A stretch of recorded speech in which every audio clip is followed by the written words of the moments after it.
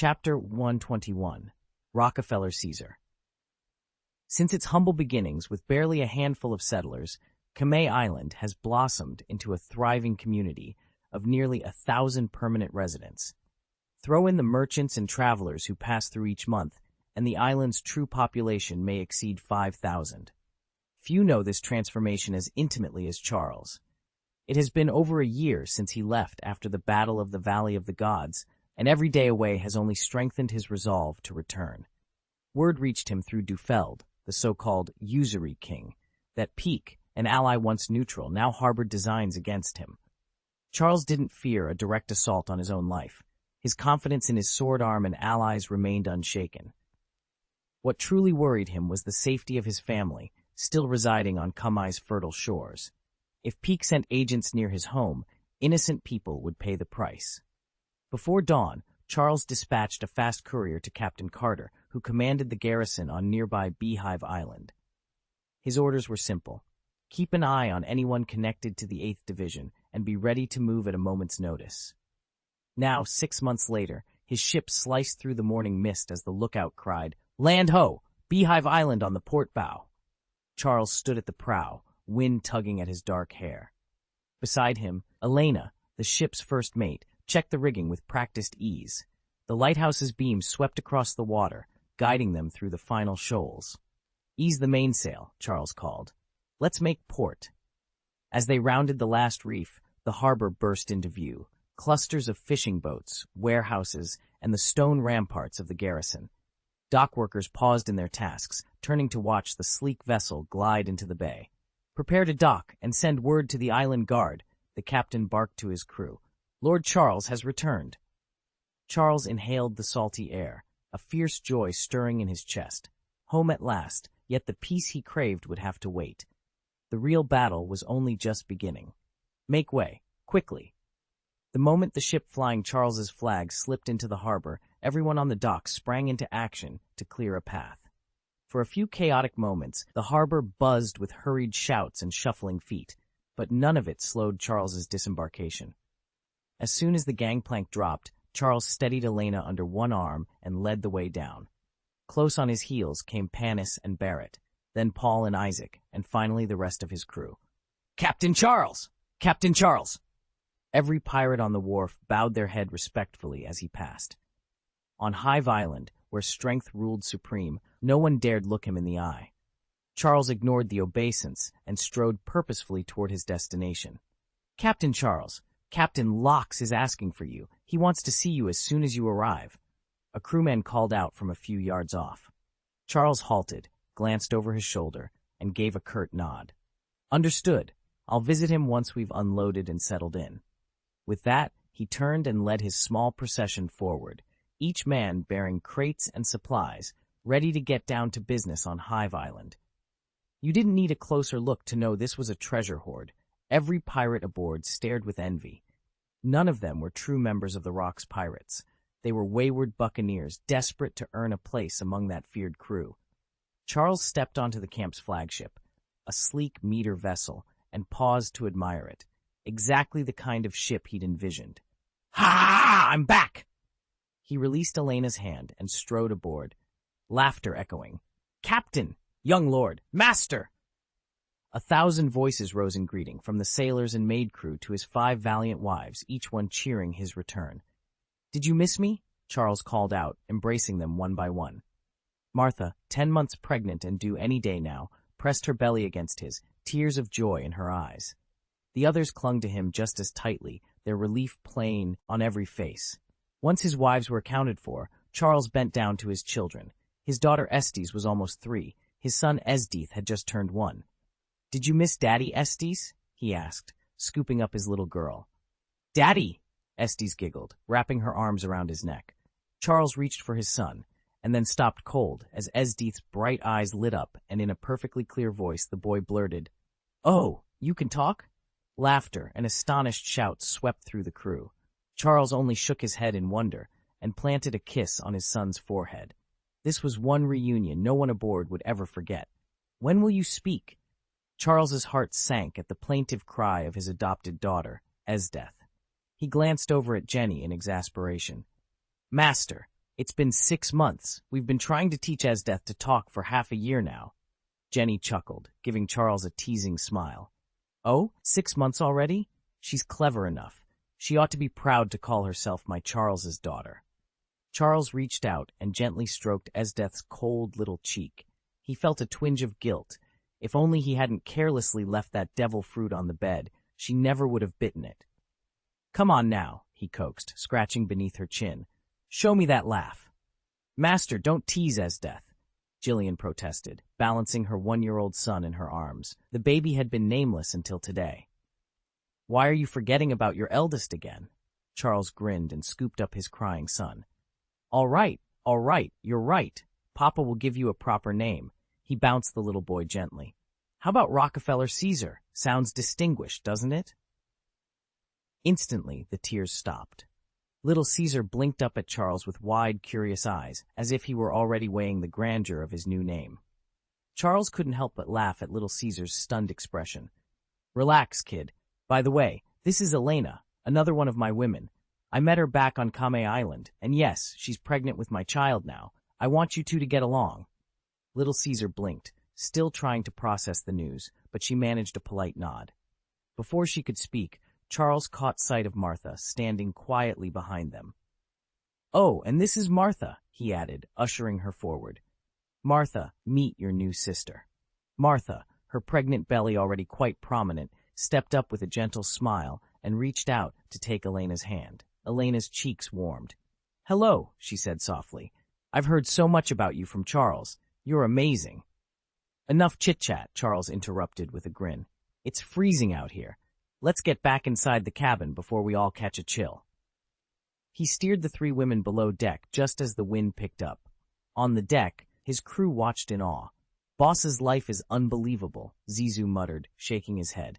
Paul let out a low whistle. Tell me about it. Nothing compares. Chapter 7. It's just not the same. Happy Street suits us much better. Carter shook his head emphatically. Around him, the other captains, Ralph, Surgeon Hume, and Boatman Rudolph, watched Charles's retreating figure with envious grins. Ralph gave a low whistle. Let's call it a day. Chances of seeing the boss again are slim, bah. Drinks on me? Carter laughed, and the others traded knowing looks. With a final nod, they turned and strolled off toward their favorite haunt. At Hive Island's central fortress, the great hall lay silent, save for the soft murmur of fountains and the faint clink of goblets. Lord Locke reclined on an ornate throne draped in crimson silk, a half-empty carafe of wine within arm's reach. 2 attendants fanned him languidly, while a cluster of attendant maids lounged at his feet, their gowns tousled from a long evening's revelry. A pair of guardsmen, flanking the entrance, snapped to attention as a young messenger hurried in, face pale and voice quavering. My lord, he stammered, bowing so low his forehead nearly touched the marble floor. I have news of Captain Charles. Locke's dark eyes flick, Ked toward the trembling courier. Speak. The messenger swallowed, hand trembling as he set down a wine bottle too forcefully. It slid off the tray with a crash, sending crimson liquid spilling across the floor. He froze. After Captain Charles returned to his own encampment, the youth managed at last. Your request was delivered to him personally. He asked for time to make necessary arrangements and promised to visit you here as soon as he is ready. For a long moment, Locke studied the messenger's terrified face, inscrutable as ever. At last he raised a slender eyebrow and let his hand fall, sweeping a languid gesture across the chamber. You may go. The guard snapped to attention again as the messenger scrambled to his feet and backed away, scarcely daring to look up.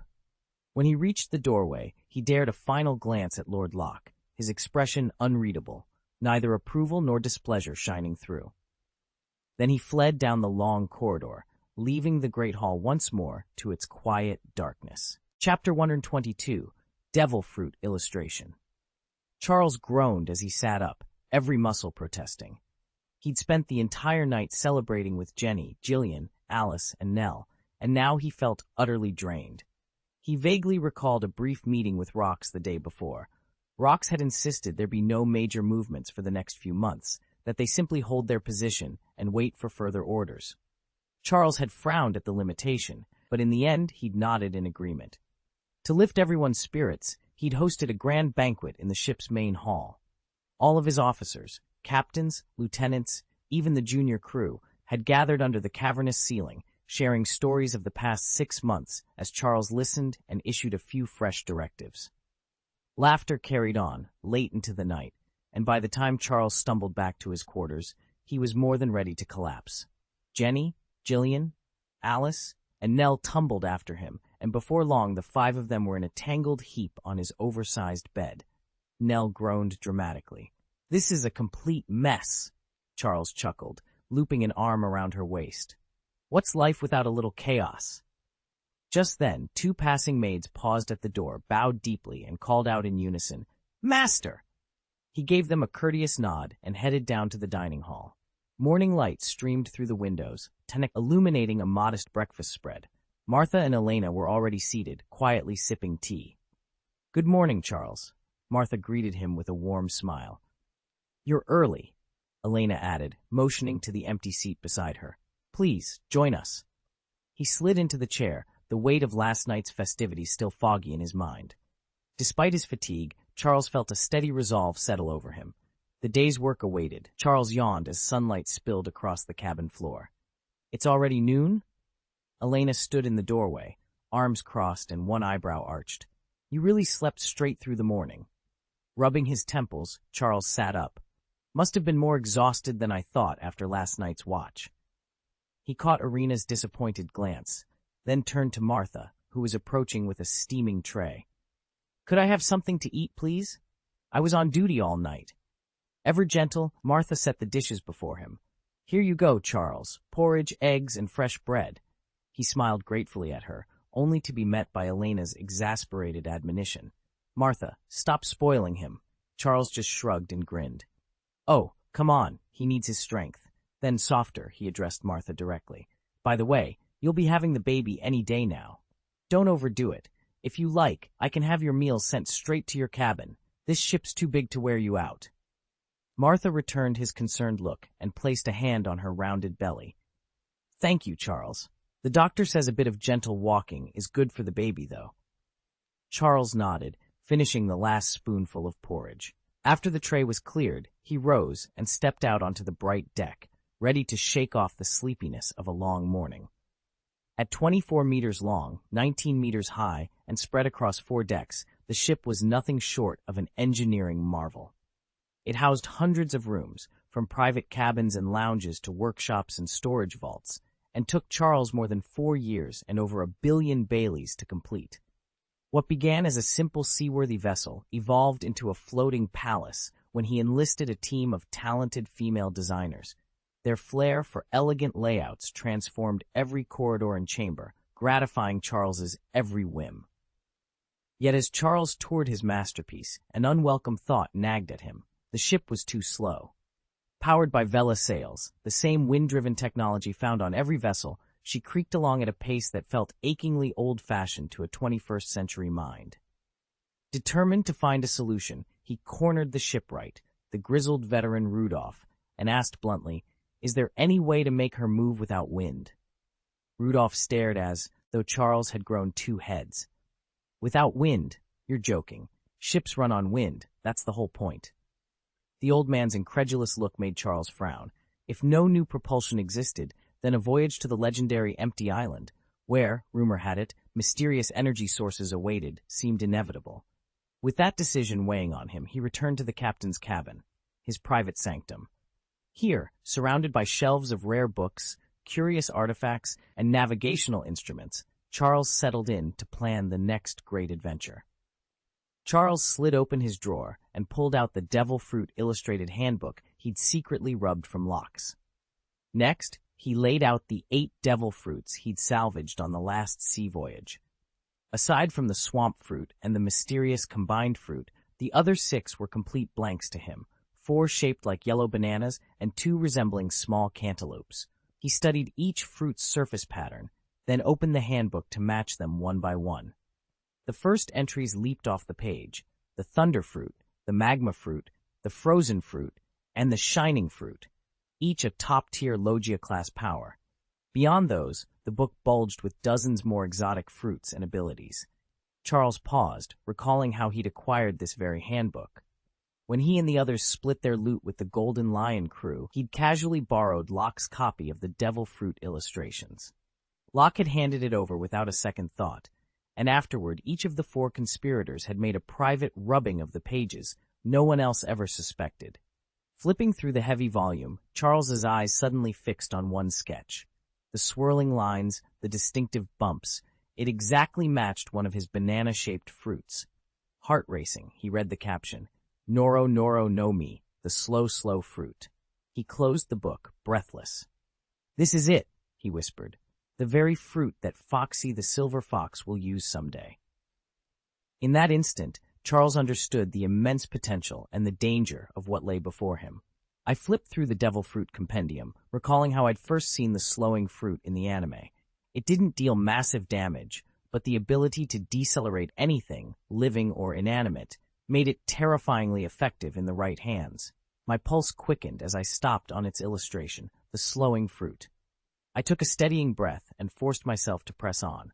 A few minutes later, another familiar entry emerged, Animal Bird Model, Goshawk, a flying devil fruit. In a world of endless seas, the power of flight was priceless. I could already imagine bestowing it on a trusted subordinate or keeping it in reserve for future generations.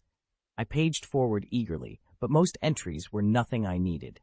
On the next page, however, a green devil fruit drew my eye. The Superman sickle fruit. Another favorite from the anime. According to the notes, it compresses the air around the user's hand into razor-sharp arcs, each strike as deadly as a sharpened scythe. I closed the book, excitement and anticipation churning in my chest. Between the slowing fruit, the Goshawk model, and the Superman sickle fruit, my options had never looked more promising. Charles studied the devil fruit in his hands, tracing its swirling pattern as if he could divine its power by touch alone. He remembered the legends. Whoever ate this fruit could transform air into razor-sharp blades. A single, swift flick of the wrist could unleash a flurry of invisible slashes, enough to cut through solid rock. The faster the gesture, the more blades it produced. With mastery, the user could even gather those wind blades into a deadly vortex, ripping opponents to shreds. What made the wind blade fruit especially dangerous was its stealth. Since the blades were nothing but air reshaped, they bore no color. Foes could only detect them by the faint warp in the atmosphere, giving the wielder the element of surprise. A well-timed strike could fell an enemy before they even realized they were under attack. Of course, every power had its weakness. The wind blade ability only manifested where the hand moved. Foes sneaking in from behind could slip past its defense unchecked. Even so, Charles knew that in skilled hands, this was terrifyingly effective. He recalled how Luffy had once struggled against it, beaten and battered until he learned to anticipate the invisible cuts. Smiling at the memory, Charles set the windblade fruit aside beside the slow-time fruit he'd found earlier. He imagined the day his own child, son or daughter, would inherit these gifts. Carefully securing both fruits, he rose to continue his search, eager for whatever wonders awaited in the next crate. Now that the 2 cantaloupe-shaped devil fruits had been uncovered and judged to have truly remarkable powers, Charles was content. Even if the remaining 3 banana-shaped fruits proved inferior, he knew he wouldn't regret his choice. But when he flipped the page and saw those last 3 fruits laid out before him, a cold knot of dread tightened in his chest. Chapter 123, Dividing the Devil Fruits. Charles stood before the array of devil fruits he had collected, his mind racing with possibilities. On the marble table lay 4 clearly ordinary animal fruits: the tabby cat fruit, the white elephant fruit, the raccoon cat fruit, and the hamster fruit. As expected, none of them were ancient species, just the common varieties scattered throughout the world. Yet beyond them gleamed the real treasures: the fusion fruit, the swamp fruit, the slow fruit, and the sickle fruit. These 4 were reputed to be among the very best, each capable, in skilled hands, of elevating a warrior to mid-general strength.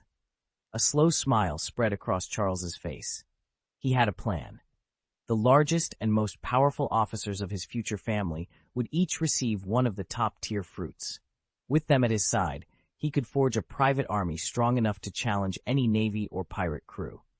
As for the 4 animal fruits, they would serve a different purpose. The white elephant and Goshawk variants. No, Goshawk?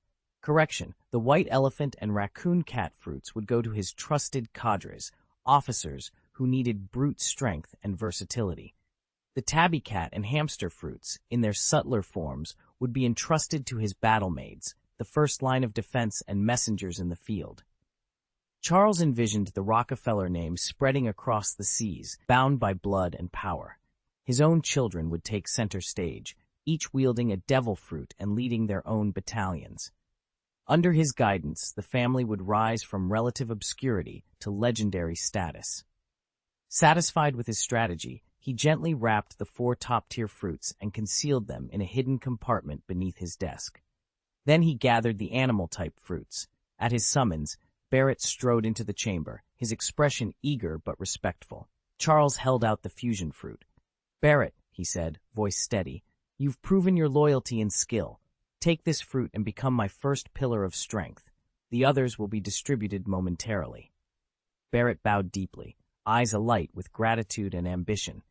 As he accepted the fusion fruit, Charles felt the first move of his grand design fall into place.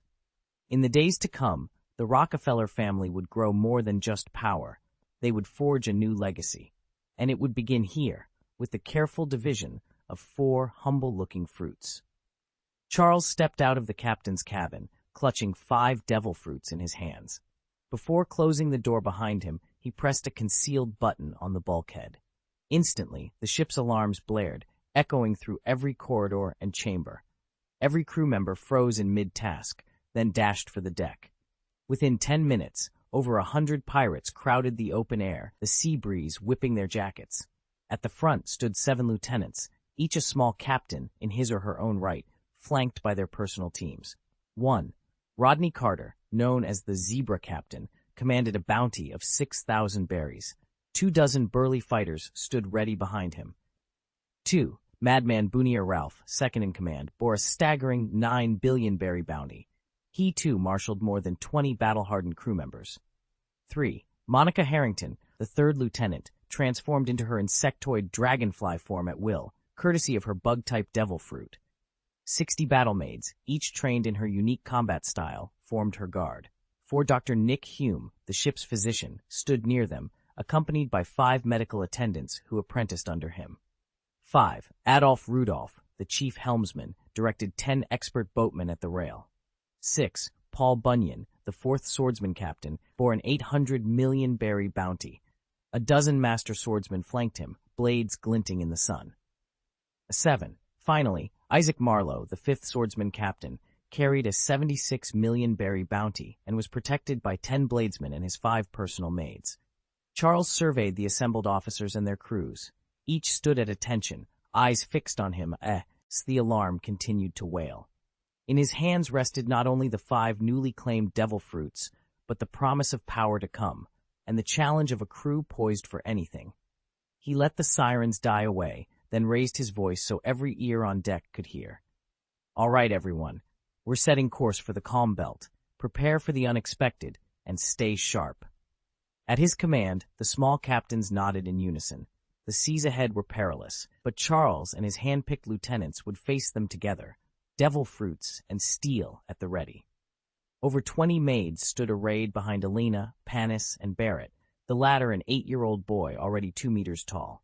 They were all part of Charles's personal retinue, assembled over the last 4 years. From the start, Charles had insisted on measured growth, never recruiting indiscriminately, always favoring low-key development. So far, he hadn't found any truly exceptional additions, but don't underestimate his crew.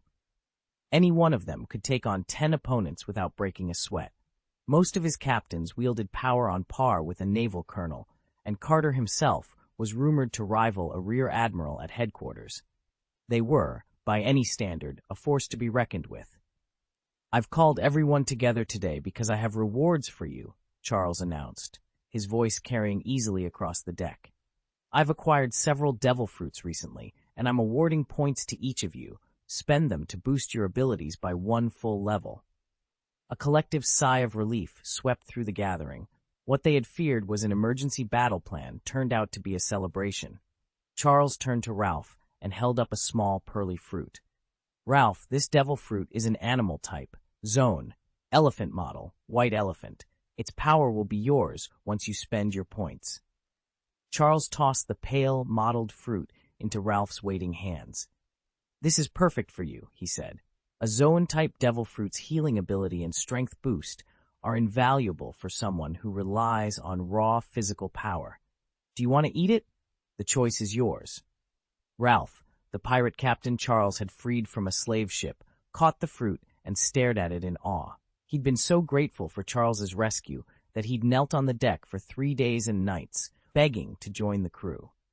Moved by Ralph's persistence, and after using his Haki to scan the captain's mind and confirm there were no hidden agendas, Charles had welcomed him aboard. From that moment on, Ralph threw himself into the life of the crew. He rose before dawn to train, spent his afternoons sparring with shipmates, and sought out masters of every fighting style he could find. Whenever Charles led a raid, Ralph surged ahead into the fray, earning a reputation as a fearless maniac, and a 9,000 berry bounty from the Navy as a result. Now, as Ralph cradled the devil fruit in his calloused hands, his eyes flashed bright red with anticipation. Anyone familiar with devil fruits knows their value starts in the millions, and yet the family patriarch handed one over to Ralph without so much as a second thought. How on earth was Ralph going to repay such a debt? Grateful, and more than a little apprehensive, Ralph closed his eyes and bit into the white elephant fruit before him. The flavor, an uncanny blend of tart plum and starchy banana, hit his tongue so hard he nearly spat it out. He slapped a hand over his mouth, fighting back the urge to gag, and forced the first bite down. Then, steeling himself, he swallowed the rest in one determined gulp. Charles watched, fascinated, as Ralph's cheeks puffed and his eyes watered, an expression every devil fruit eater remembers all too well. Around them, veteran users twitched at the sight, recalling their own awkward first moments. For a heartbeat, nothing happened. Then, astonishingly, Ralph's nose began to stretch forward into a long, flexible trunk. His limbs thickened and his torso expanded, bones creaking and muscles ballooning beneath his skin. In mere seconds, he stood before them as a towering white elephant, easily 15 meters from ground to shoulder. Estes, perched in Jenny's arms, leaped to his feet and clapped. An elephant! A real elephant! Charles couldn't help but grin. Ralph had just unlocked immense power, but in his excitement and inexperience, he'd also delivered the most spectacularly clumsy debut anyone had ever seen. Charles watched as Ralph gradually mastered his newfound power and took a cautious step back onto the deck. Clenching his fist, Ralph felt his strength surge to unprecedented levels. Not bad, Charles praised him. He turned to the others. Dr. Hume and Rudolph the boatman both shook their heads. No devil fruits for me, Hume said with a rueful smile. My ambition is to be the finest physician, to rely on skill and knowledge, not strange powers. Rudolph nodded in agreement. Same here. I'd rather navigate by my own seamanship. Charles sighed, then looked at Paul and Isaac, who had been at his side for the past half-year at sea. They, too, refused. Isaac's eyes gleamed. Boss, we're swordsmen. Our goal is to become masters of the blade. Devil fruits aren't for us. Paul added firmly, a true duel is one with steel and skill, not supernatural tricks. With no one else willing to accept the fruits, Charles turned to his head of the battle maids, Monica. Monica, you oversee more than 60 fighters. Choose 3 of your strongest and most dedicated maids. I want you to give them these 3 devil fruits. He handed her 3 wrapped parcels. Inside, you'll find the hawk devil fruit, the raccoon cat devil fruit, and the hamster devil fruit. Offer them to your maids. Let those who desire them step forward and select the top 3 candidates to receive these powers. Monica accepted the fruits with a respectful nod. Understood, Captain Charles. I'll find the best of the best. Master Charles, Monica announced with a respectful bow. Having eaten her own devil fruit, she no longer needed the extra 3, so she chose to pass them on. Pulling the fruits from her satchel, she turned to the 3 maids standing behind her, her most trusted attendants, each celebrated for her exceptional strength. One by one, Monica placed a fruit in each maid's outstretched hand. The servants bowed deeply, their eyes bright with gratitude and anticipation. Charles watched silently, a mixture of pride and concern stirring in his chest. With these devil fruits in their possession, his loyal maids would gain powers to protect him, and perhaps change the balance of power within the household forever. Chapter 124, Fusion Fruit. Charles said nothing as he watched Monica's bold move. She'd risked everything without hesitation, and while his respect for her courage ran deep, words alone wouldn't repay her. "Don't lose heart," he said, meeting the anxious gazes around him. "Any of you who shines with merit will share in my reward. You've been guarding this ship for the past 6 months while I was cut off on that island. To show my gratitude, the crew will split 200 million Baileys, and each of the maids will receive 50 million. With that, Charles swept his hand over the sacks of gleaming coins. Instantly, weapons were raised and cheers rang out. "Long live the captain! Long live the captain!" He let the applause wash over him, a broad smile tugging at his lips. If 100 men could roar like this, what might 1,000 or 10,000 sound like? One day soon, he vowed, he would be the undisputed emperor of the seas. "All right, you're dismissed," he called, then lowered his voice so only Barrett could hear. "Barrett, come with me." He turned and made for the captain's cabin, Barrett falling in step at his side. As the heavy door closed behind them, Charles took a steadying breath. It was time to plan their next move and secure that fusion fruit at all costs. Charles settled into the captain's chair and regarded Barrett, who now stood just over 2 meters tall. With proper nourishment at last, Barrett's growth had shot up over the past few days. He was almost as tall as Charles himself, who guessed his own height to be about the same. In the One Piece world, a giant of Barrett's stature would normally be classified as a level 3 defective, but that didn't concern Charles in the slightest. "Sit," Charles ordered. Barrett snapped to attention and then dropped to his knees in front of the chair, back perfectly straight like a soldier on parade. "Barrett," Charles began, studying his new crewmate's unwavering gaze, "you've been with me only a few days, ever since I pulled you out of that nightmare. You know I value your talent, and I intend to train you. Tell me, since you joined my crew, have I ever let you go hungry or cold?" Barrett's chest swelled with pride. "Never, Captain. From the moment you saved me, I've had everything I needed. I'll never forget your kindness. Whatever you ask of me, I will do without question." At that moment, Barrett's loyalty was absolute. He had yet to learn the sting of betrayal at the hands of the one he trusted most. Charles towered over most people at nearly 2 meters tall, but in intelligence he was more like an 8-year-old, with a straightforward, trusting nature. Since taking in Barrett, Charles had fed him, given him water, and trained him, patiently guiding him to grow stronger. Barrett could feel every bit of kindness Charles showed. No one had ever treated him so well. "All right," Charles said, setting a strange iridescent fruit on the table. "This is the superhuman fusion fruit. Whoever eats it gains the power to merge any inorganic material they touch with their body, and to rearrange that material at will, shaping it into weapons, tools, even machinery. Imagine gathering scrap iron and rubble to build a submarine or infinite armaments. It's an incredibly potent devil fruit. I believe it could make you far stronger. Only then can you help me on the adventures ahead." Barrett stared at the fruit without flinching, a calm reserve he'd learned in the barracks. His eyes betrayed no sign of surprise or fear. Barrett didn't hesitate. He reached out, plucked a mysterious piece of fruit from the table, and bit into it in one savage motion. The flesh was sweet, with a hint of something sharp beneath its surface. He chewed, his face momentarily contorting as he swallowed. Sliding his hand down the side of his chair, he thought of how Ralph, another soldier, would have handled this bizarre delicacy, and in a single gulp, he swallowed the rest of the fruit whole. Almost at once, his fingertips glowed with an ethereal violet light. Delicate, crystalline formation, a spread across his hand, creeping over the armrest and down the chair's frame. Barrett watched, intrigued, as the chair's wooden panels shifted under the sparkling crystals, reshaping themselves as if guided by his will alone. Charles, who had been observing silently from the corner of the cabin, leaned forward in surprise when Barrett snapped his fingers, and the chair morphed into the barrel of a sleek, compact firearm. For a moment, Charles stared, taken aback by the sudden transformation, then relaxed. After all, Barrett had grown up in a military camp. Firearms would be old hat for him. "All right, Captain," Charles began, rising from the bunk. He cleared his throat. "If you're going to experiment, take it outside. Don't tear apart my cabin in the process." Barrett grinned, the newly formed gun still humming with crystalline energy in his hand. Hearing Charles's warning snapped him back from his excitement. "Yes, Captain," he replied with mock seriousness, tucking the weapon under his arm. With that, Barrett strode toward the door, eager to test his newfound power in the open air, while Charles watched, half amused, half relieved that his quarters would remain intact. Charles nodded in silence.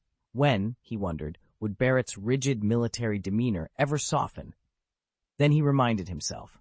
8 years in the barracks had taught him not to dwell on such things. Time would smooth away his frustrations. As Barrett strode off, Charles leaned back in his chair and closed his eyes. There was nothing left to do but wait for the expedition to the Valley of Gods. Yet in the meantime, he couldn't afford to let his training lapse. His domineering armored style still needed refining, especially after that humiliating defeat at the hands of Admiral Steelbone. A twinge of resentment flashed through him. He had to push his skills harder. Perhaps he could find a cluster of sheer mountain faces and hone his fist techniques on solid rock. Or, he sketched an amused smirk. He could practice swordplay on the ocean floor, if only he could breathe down there. Well, a self-contained oxygen tank wouldn't be impossible to carry. Charles unrolled a nautical chart and scanned the nearby waters for uninhabited isles. He couldn't stray too far. Locke would surely object. His finger landed on a small, deserted island just a day's sail away. Perfect. He coiled up the map, letting a plan take shape. Tomorrow at first light, he'd slip out to that lonely shore and dedicate himself to relentless training. A few hours' voyage wouldn't raise Locke's suspicions. No objections this time, he decided with a grin. Yesterday, when Charles went to see Locke's, he noticed a flicker of anger beneath Locke's normally composed, self-assured manner. At the same time, he could tell that Rox himself was barely keeping his fury in check. Whatever had riled him up, it had to be serious. Charles wondered, was it the Golden Lion or Whitebeard who'd crossed him this time? All signs pointed to Shiki, the Golden Lion. Over the past few months, since Shiki had been grounded ashore, he and Lox had clashed repeatedly. Yet Shiki, ever the shrewd tactician, knew exactly when to pull back before things got out of hand. He wasn't one to lose his temper without good cause. Whenever he was gearing up for something big, he'd stage a bold show of force just to test his rival's resolve. Time, of course, waited for no one. After Charles finished settling his affairs, he slipped away to a nearby deserted island to devote himself entirely to mastering armament Haki. Whether channeled through a blade or his bare fists, he trained relentlessly until he could coat any attack in Haki's crushing power. That regimen stretched on for nearly 3 months, and during that time, Rox tracked him down twice, while the Golden Lion sought him out on 5 separate occasions. Charles was surprised when Charlotte Lingling invited him to her tea party. It was a small, intimate gathering, just Charles, Lingling herself, and Kaido. As they nibbled on pastries and sipped tea, the two hosts subtly tested his mood, teasing him about his lingering frustrations with Locke. Charles, caught up in the warm, playful atmosphere, admitted he still felt unsettled about Locke's recent behavior. Lingling and Kaido exchanged delighted glances, thoroughly enjoying his candid response. As the afternoon light began to fade, Lingling offered Charles dinner, and even suggested he stay the night. Charles couldn't help but smile inwardly. He politely declined, collected his coat, and stepped toward the door. Without a backward glance, he walked off into the evening, leaving Lingling's invitation hanging in the air. Lingling stood frozen, her cheeks flushed with shock and rising anger. How dare he refuse so bluntly? She'd gone to great lengths to welcome him, yet he left without so much as a second thought. A fierce jealousy flared within her. She wanted him all to herself, and his rejection stung far more than she expected. Chapter 125, The Cloud of War. If Kaido hadn't grabbed hold of him from the side, there would have been another spectacular outburst. Thump! Bang! Charles unleashed a relentless barrage of punches on the massive boulder before him. Every blow crackled with armament Haki, its usual green and black sheen now noticeably muted from constant use. He'd expended so much Haki in these drills that the aura around his fists had dimmed, but he continued without hesitation. For the past 3 months, Charles had been experimenting with a radical theory. Could he fuse his armament Haki into his very bones so deeply that, even without consciously exerting it, his body would still radiate that hardened, metallic power? If he succeeded, his natural defense would match, or even surpass, what the Haki itself could achieve. So far, however, he'd found nothing more than frustration. No matter how many hours he pounded rocks, or how fiercely he pushed his limits, the power never settled into his skeleton. Maybe my Haki isn't strong enough yet, he told himself, wiping sweat and dust from his brow between strikes. A blade can be tempered into black steel, so why not me? Kaido's hand on his shoulder was a grounding reminder. Charles wasn't alone in this pursuit. He lifted his head, eyes blazing with determination. I'll keep trying, he vowed to the silent rock and to himself. One day, I'll make this work. With that, he readied for another round, every fiber of his being focused on forging the next breakthrough. For 3 relentless months, Charles has pushed himself to the limit on this island, his immense aura blanketing the ground like an armed force. With his provisions secured, fatigue doesn't stand a chance. From the jagged summit where he trains, you can look down and see the island itself bowing beneath countless impacts. Deep craters gouged into the earth, and wide, bald patches where trees once stood. It's the unmistakable toll of Charles's uncompromising regimen. This afternoon, he delivers a crushing blow to a massive boulder. As the rock shatters, 2 voices rise in unison. Boss! Boss! Charles withdraws his fist mid-swing, watching the stone split into jagged shards. His subordinates, no one dares approach during his solitary drills except for a handful of trusted officers, come sprinting from 100 meters away. What's happened, he calls out, wiping sweat from his chiseled form. Captain Locks is waiting for you. One man pants, casting a quick glance at the fractured boulder. The rock, it cracked under your hand. Charles narrows his eyes. Let's go. He sheathes his strength and strides down the slope. Minutes later, he steps onto a small boat moored at the shoreline. On deck stands Paul, arms folded, his expression unreadable, an island of calm before whatever awaits. Charles wiped the sweat from his brow with a towel and looked toward the sea. Has anything happened on Beehive Island in the past couple of weeks? Paul nodded. Yes, over the last month, Rox has been summoning every crewman he can gather to Hive Island. There are nearly 100 pirates there now, all his men. Charles frowned. Sounds like war is brewing. He laid the towel aside and focused on the island's harbor. From this distance, the port was a forest of masts and sails, vessels packed so tightly they nearly overlapped. On deck and along the docks, the air rang with boisterous laughter and the clink of glasses. Boss, drink up, came the chant from one ship. Place your bets. The game's on, hollered another. Nearly every boat had its own party in full swing, wine flowing freely, dice rattling, cards slapping on wooden tables. Yet beneath the rowdiness, Charles sensed the gathering storm. He closed his eyes briefly, letting his awareness sweep the scene. In his estimation, he could pick out 80 to 90 pirates along the shoreline and moored vessels. The rest, Rox's strongest detachments, were almost certainly massed inside the island itself, out of sight. The air tasted of salt, smoke, and anticipation. Soon the revel, rye would give way to battle cries, blood would spill, and Hive Island would erupt into war. Charles's jaw tightened. He had seen enough. The die was cast, and neither side would show mercy once the fight began. A pall of war hung over Hive Island. Charles's ship eased into the crowded harbor and slipped against the dock. No sooner had he set foot on the wooden planking than the assembled pirates recognized him. He wasn't just any bounty hunter. He was one of the 7 commanders of the fearsome Rox pirates. With a staggering 11 billion Baileys on his head, he ranked among their top 5 deadliest members. His reputation spoke volumes. A prodigious swordsman, Charles had once slipped Admiral Garp's noose and single-handedly obliterated the naval fleets of 5 nations. They whispered his name in hushed tones, the great swordsman of blood. For he was said to slaughter anyone who dared defy him. Many here recalled, with chilled recollection, the day he massacred an entire pirate crew, captains and crew alike, simply to punish their insolence. So even the boldest pirates fell silent, straining to keep their distance. No one wanted to draw his ire. Before the tension could thicken further, one of Charles's officers. Locke's limping lieutenant, his patched coat creaking with every step, pushed through the crowd. He bowed deeply. "Captain Charles," he said, voice low, "the other commanders have already arrived. You're the only one missing." "All right." Charles nodded and strode toward the heart of Hive Island. Along the road to the Grand Hall, he passed crews loading ammunition onto ships and pirates sharpening their blades. Word of an imminent call-up had spread like wildfire. Everyone was preparing for battle. He entered the chamber where Captain Rox had summoned his captains.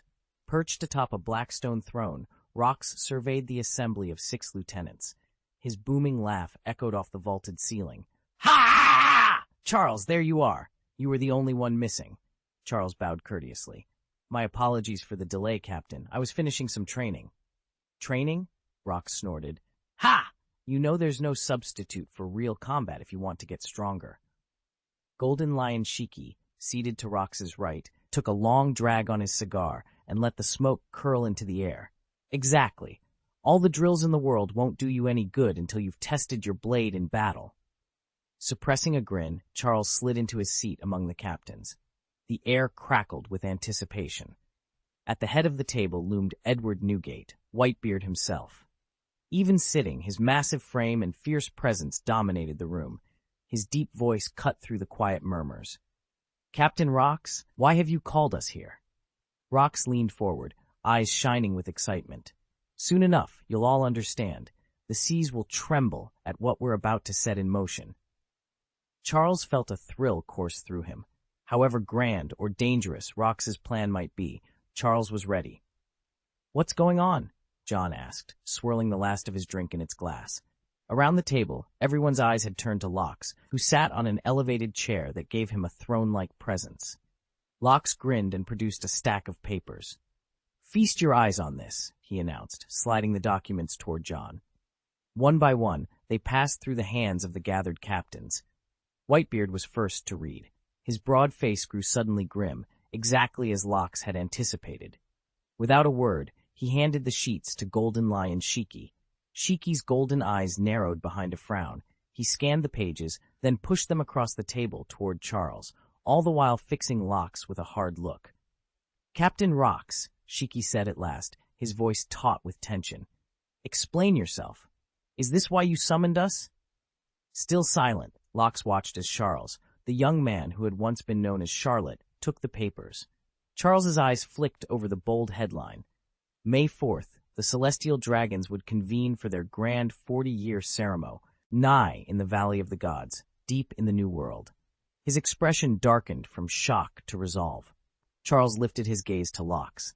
In that silent moment, he made it clear. He was waiting for answers. Lox scanned each face in turn, taking in everyone's expressions. Chapter 126, God's Valley? "You've all seen the dispatches. I'm planning our biggest score yet." Rox swept a confident smile over his crew. Despite his bravado, not everyone looked pleased.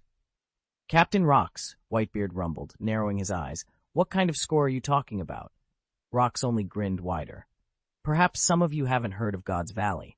According to the reports I've gathered, it lies hidden in a remote sector of the New World, an isolated sea area that only opens once every 40 years. And when it does, it's the greatest celebration the Celestial Dragons ever hold." He paused for dramatic effect, letting the weight of his words settle in. During that celebration, the Celestial Dragons bring every treasure they possess, gems, imperial artifacts, priceless heirlooms, and even their slaves, all to parade before one another. In other words, for a single brief moment, God's Valley becomes a vault filled to the brim with the heavenly dragon's riches. Any pirate who could lay hands on even a fraction of that fortune, well, you can imagine the legend it would make. A murmur spread through the crowd. Eyes glittered with greed. Even Whitebeard's gaze turned dark and eager. 40 years is a long wait, Rox continued with a slow nod. But the reward is worth the risk. Who's with me? The silence that followed crackled with anticipation as every pirate present weighed the dangers against the promise of unimaginable wealth. Charles's purse had never felt lighter. Ever since he'd fixed his sights on his dream, his funds had dwindled to almost nothing. After all, how could he possibly raise his son without money? The The problem weighed on the others too. How could the Golden Lion expect to vie for world hegemony when his own subordinates were flat broke? As these doubts rippled around the table, all eyes turned covetously toward Lox, the man reputed to possess boundless riches. Even Charles, who by some miracle had just acquired over 30 billion berries, felt the pang of insufficiency. Abandoning Rockspace only meant a fresh mountain of expenses lay ahead. Now was the perfect moment to replenish their coffers. Without deep pockets, neither the flying pirates under the Golden Lion nor the Whitebeard pirates under Edward could rise to power at such breakneck speed. "Captain Rox," the Golden Lion Shiji blurted out, unable to hide his restlessness. "When do we set sail for the Valley of the Gods?" A low, rumbling laugh answered him. Captain Rox leaned forward, his gnarled hand drumming the table. "Ha ha! Today's April 25th, so we have just 9 days until May 4th, our departure date. We'll weigh anchor one day after this meeting, but mark my words, nobody is to breathe a word of our destination. The Valley of the Gods remains our secret." A tense hush fell over the cabin as each man contemplated the journey ahead and the fortunes to be made along the way. Captain Rock stood atop the dais in the vast, empty chamber, torchlight flickering across his stern features. Around him, his officers waited in tense silence. "This time," he announced, voice echoing off the stone walls, "the world government won't know what hit them." A roar went up from the assembled crew. "Yes, Captain Rox!" They laughed uproariously and began filing toward the massive doors. Rox raised a dismissive hand, and the clamor died as they filed out. As the last footsteps faded down the corridor, Rox threw back his head and laughed, low at first, then rising into manic delight. "Soon I'll claim the title of Heavenly King, the undisputed master of this world." He paused, chest heaving, then frowned and looked toward a dark corner of the hall. "Has Shichi reported in yet?" A slender figure stepped from the shadows, its armor gleaming like molten gold. "Captain, Shichi disappeared immediately after she delivered the coordinates of the Tianlong settlement. We've scoured the entire New World, no sign of her." Rox's eyes narrowed. He leaned forward, voice icy. "She knows too much. Continue the search, alive if why. I'll confine her, dead if you must. No loose ends." "Understood, Captain," the golden figure replied, trembling ever so slightly. The lieutenant bowed and melted back into the darkness. Rox glanced around the empty chamber, tension tightening his jaw. He could feel it in his bones. Shichi was the only threat to his carefully laid plans. With a final glance at the silent hall, he turned on his heel and strode away. As he reached the threshold, he called back to the departing crew. "Roger, pirates!" From the darkness came a single resounding reply. "Roger!" Chapter text. The message from Shichi Silvers. Rayleigh climbed up to the prow where Gol D Roger sat, the sea breeze ruffling his straw hat. "There's a message from Shichi that I think you'll want to see," Rayleigh announced. Roger glanced up. "Shichi?" he repeated. "Wasn't she an intelligence officer for the Rocks Pirates? Why would she be sending us a message?" Rayleigh hesitated, then forced a smile. "She's no longer with the Rocks," he said quietly. "Shichi deserted them some time ago." Roger pushed back his hat and studied Rayleigh's face. "Deserted the Rocks Pirates? That's almost unheard of, especially for their top spy. She didn't betray her comrades, did she?" A low laugh escaped Rayleigh's lips, but it carried a certain edge. "Do you really want the full story?" he teased. Roger sat forward, intensity flashing in his eyes. "Tell me everything." Rayleigh turned to look out across the endless ocean. According to Shiachi's latest report, the Rocks Pirates are planning a major operation. They intend to ignite a war in a place called the Valley of the Gods. Roger's jaw tightened. "The Valley of the Gods. I've heard rumors, but nothing concrete. If the Rocks are moving there, it could tip the balance of power across the entire New World." Rayleigh nodded gravely. "Shiachi believes they'll strike within the month. Whatever they're after in that valley, it'll be big and bloody." Roger rose to his feet, grip tightening on his sword's hilt. "Then we won't let them have it. Prepare the men. If the Rocks Pirates think they can start a war without paying a price, they'll be sorely mistaken." Below them, the ship cut through the waves as dusk settled over the horizon. In the distance, the faint outline of islands hinted at the unknown dangers and the coming storm. Rayleigh's eyes flashed with urgency as he turned to Roger. "I'm convinced Tianlongren is involved, and she's the chief intelligence officer of the Rock's pirates. According to official reports that Locke's been intercepting, he's hunting the 3 ancient weapon kings. It seems Locke's next target is something called the Valley of the Gods. Roger's face darkened. The Valley of the Gods? And the King of Heaven? Rayleigh nodded grimly. Yes, Locke's after the King of Heaven there. If he succeeds, his conspiracy could change everything. Roger narrowed his eyes. Then we can't afford to wait. Reach out to Haki at once. Find the exact location of the Valley of the Gods. We have to stop Locke before he even sets foot there. Rayleigh's jaw set, determination shining in his gaze. Understood. I'll contact Haki immediately. Haki is nowhere to be found, and Locke has gone into a panic. The moment he realized she'd vanished, he tore the island apart searching for her. Captain Rayleigh, you have to help us, Rayleigh pleaded. We need the exact location of the Valley of the Gods, right now. Roger turned to Rayleigh, eyes wild with desperation, and gripped his shoulders. Please, just tell me where it is. I'll do anything. Roger might have looked unhinged, but he wasn't joking. He dashed back to his cabin and tried to contact Haki. Instead, he misdialed. Below decks, Haki sat alone in a dimly lit hold, dressed in rough, gray rags, and shackled like a common slave. No one aboard suspected that this quiet prisoner was the very intelligence agent Locke trusted above all others. Huddled in a shadowed corner, Haki forced herself to stay calm. This was a slave ship bound for the Chambord Islands, just the kind of place where even Locke's extensive network would struggle to trace her. True, the islands lay close to the naval headquarters, but Locke would hesitate to dispatch a high-ranking officer on a mere slave recapture. Confident in her training aboard the Rock's vessel, she planned to seize the first chance to slip away and vanish without a trace. I traced my fingers over the carved pointer on my left wrist, the very road sign of the Valley of the Gods that Captain Locke had been collecting. Unbeknownst to him, Haki had quietly reproduced it and tucked the duplicate close to her body. Chapter 127. Charles's Defection. Charles knew he wasn't the one choosing to betray Captain Locke's. Locke's had already decided Charles must die. As his intelligence officer, Charles had learned too many of the captain's darkest secrets. Once Locke's no longer needed him, there would be no mercy. While gathering information on the world government's movements, Charles hatched an escape plan. Now, with the captain distracted by recent campaigns, the moment was ripe. All he had to do was slip away and make for the Chambord Islands, a sprawling archipelago teeming with fishmen and dragons, the perfect hiding place. After years aboard the Rock's pirates' flagship, Charles was exhausted by the constant bloodshed and backstabbing. He longed for a simple life behind a tavern counter, and had even settled on a name, Charles's Rip-Off Tavern. He could already picture the warm glow of lanterns and the clink of mugs. He would only rest easy once Locke's was 6 feet under. Charles tapped the compact data recorder strapped to his wrist, his only bargaining chip. Without that log of Locke's plans, his only real power vanished. "I'm sorry, Captain," he whispered into the dim cabin, "but why did you decide to kill me first?"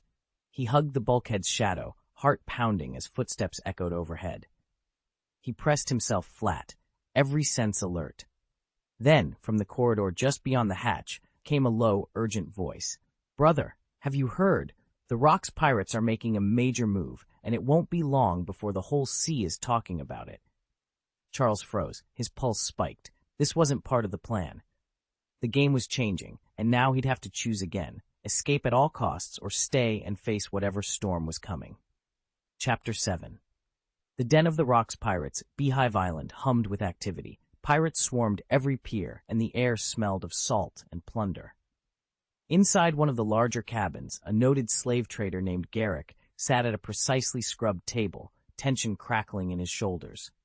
Across from him leaned his partner, Draven, both eyes darting toward the door as if expecting trouble to burst in at any moment. Garrick rapped his knuckles on the polished wood. "Tell me, Draven, what's going on?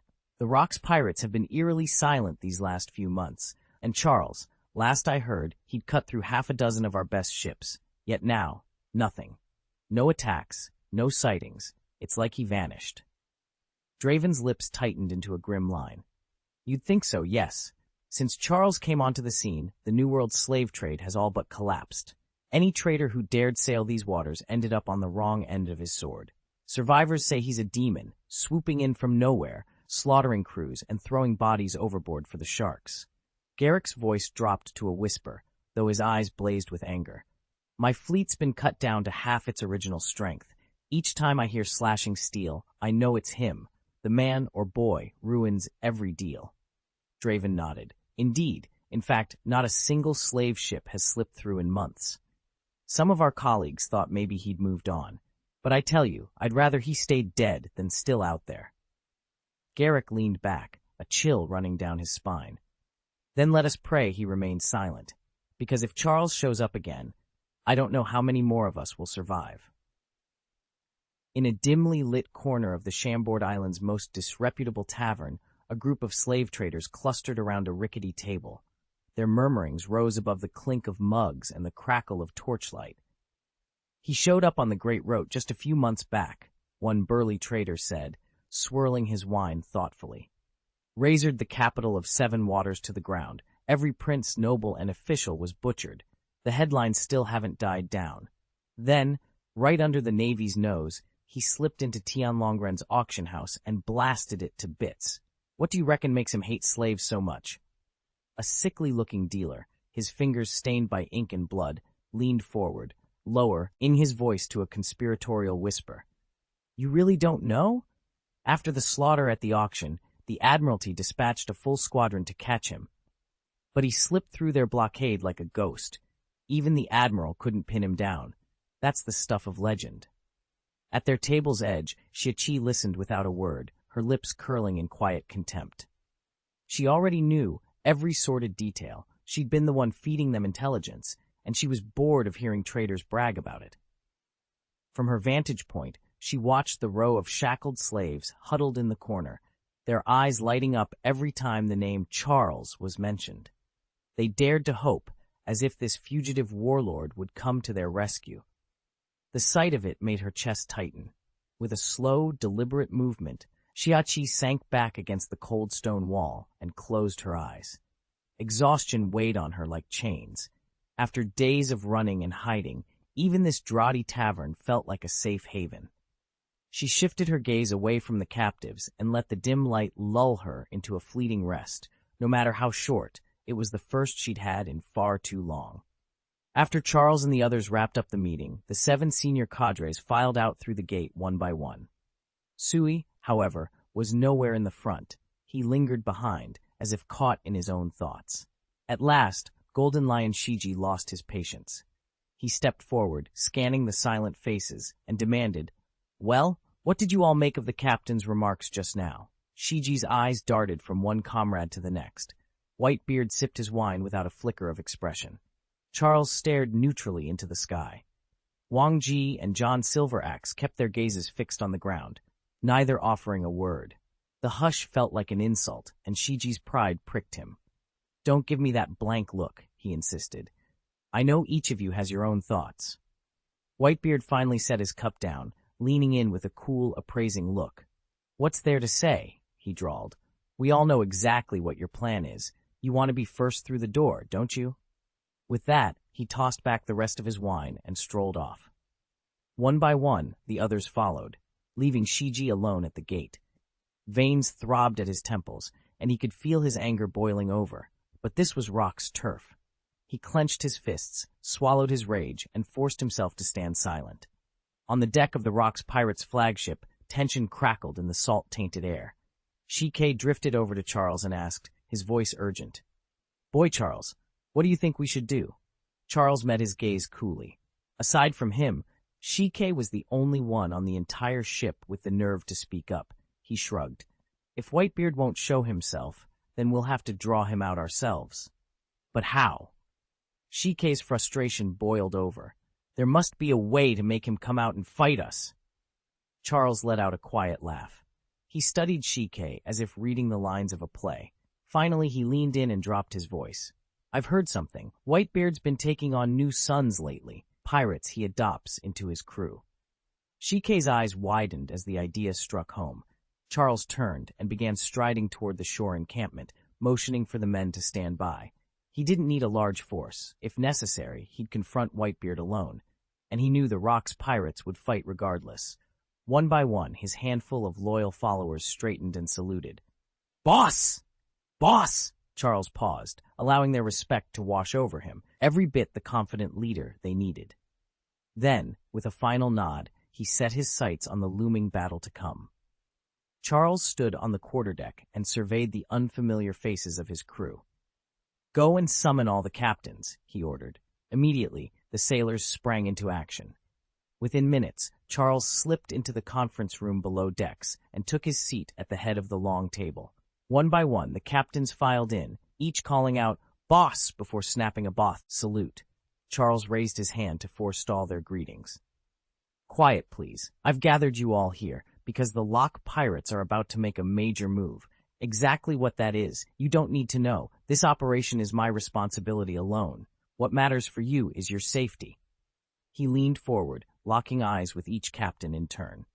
"After I depart, you will evacuate Hive Island and return to Kamei Island. Carter will oversee your departure. He's as experienced with you old-timers as any of us. You all swore your loyalty back at Kamei, and I expect you to honor it now." A murmur rippled through the room, but Charles held up a hand. "Listen carefully. You have until the second day after I leave to clear out. Every last man must be off the island by then. No resistance, no excuses. Understood?" Silence greeted him, but their determined nods said it all. Charles allowed himself a brief, approving smile. "Good, that's all." He dismissed them with a sharp nod, already turning his thoughts toward the clandestine operation that awaited him. Yes! At the sight of Charles's steely gaze, no one dared slack off. Though they felt a flicker of confusion, there was only one thing to do, and they set about it at once. Chapter 128, Arrangement of the 5 Old Stars. "All right, that's enough. This stays between us." Dismissed. Charles gave a sharp nod, and the 5 captains filed out of the room without a word. He trusted them completely. True betrayal would require powers of knowledge, manipulation, or mind-reading they simply didn't possess. Once the captains had gone, Charles turned to the 6 girls gathered at the back of the chamber. He offered them a warm smile. "Don't worry, I'll handle everything from here." They breathed easier at his reassurance. His attention soon drifted to Martha, who was cradling their 4-month-old son. Charles's face softened as he approached. "How's little Tesla doing? Any mischief?" Martha chuckled, brushing a wisp of golden hair from the baby's forehead. "Not a bit. He's content to eat, sleep, and then eat again. Day in, day out, no surprises." "That's good," Charles said, exhaling in relief. "But let him try any trouble when he's older, and I won't be so forgiving." Martha rolled her eyes playfully, and Charles couldn't help but grin down at the cherubic baby nestled in her arms. In that moment, all his schemes and responsibilities faded away, leaving only the warmth of family and the promise of a bright future. Charles surveyed the lively scene around him. 3-year-old Estes was everywhere at once. So energetic, she seemed to possess endless reserves of stamina. She leapt up and down on deck, and whenever she tired of play, she'd amuse herself by using her ice magic to freeze random pieces of fruit, much to his sister's collective headache. But now that she'd discovered a wooden western sword, no doubt a gift from Paul, the only swordsman on board, she insisted on brandishing it at all hours, pretending she was dueling unseen foes. Beside them, little Caesar, barely 18 months old, made far less fuss. He was content to babble away with Alice, his bright eyes taking in every movement around him. In the 3.5 months since Charles had returned, Nell and Jillian had each become pregnant. Their joy, he knew, was in part thanks to his encouragement and the few precious visits he'd managed to make despite his rigorous training schedule.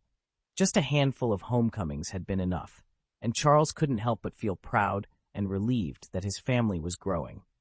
Yet while the ship's decks rang with laughter and the warmth of family life, the world beyond was unraveling. The rocks had given them exactly 1 day to prepare for what was coming. Whether his comrades' hearts were steadfast or wavering, Charles understood that there was no time for hesitation. They would have to pull together and fast to face the storm waiting just beyond the horizon. "Quick, load every cannon onto the ship, and be careful. These are costly pieces. If one breaks, you'll answer for it with your lives." And these are Lord Charles's ceramics. Lose them, and you'll regret it. At the officer's commands, the pirates leapt into action. Hive Island erupted with activity so sudden and intense that undercover agents from every major power leaned forward in alarm. "Mary Joa, over here. News just arrived from Hive Island." The 5 veteran commanders tipped their hats, each passing a sealed report around the circle. The first to break the silence was the silver-haired admiral, his brow furrowed as he read. "What's Rock's planning? Open warfare?" Wu Laoxing, his platinum hair catching the torchlight, scowled as he scanned the pages. What's his endgame? Could he have discovered the Valley of the Gods? The oldest of the 5, a grim man who always carried a knife at his belt, snorted.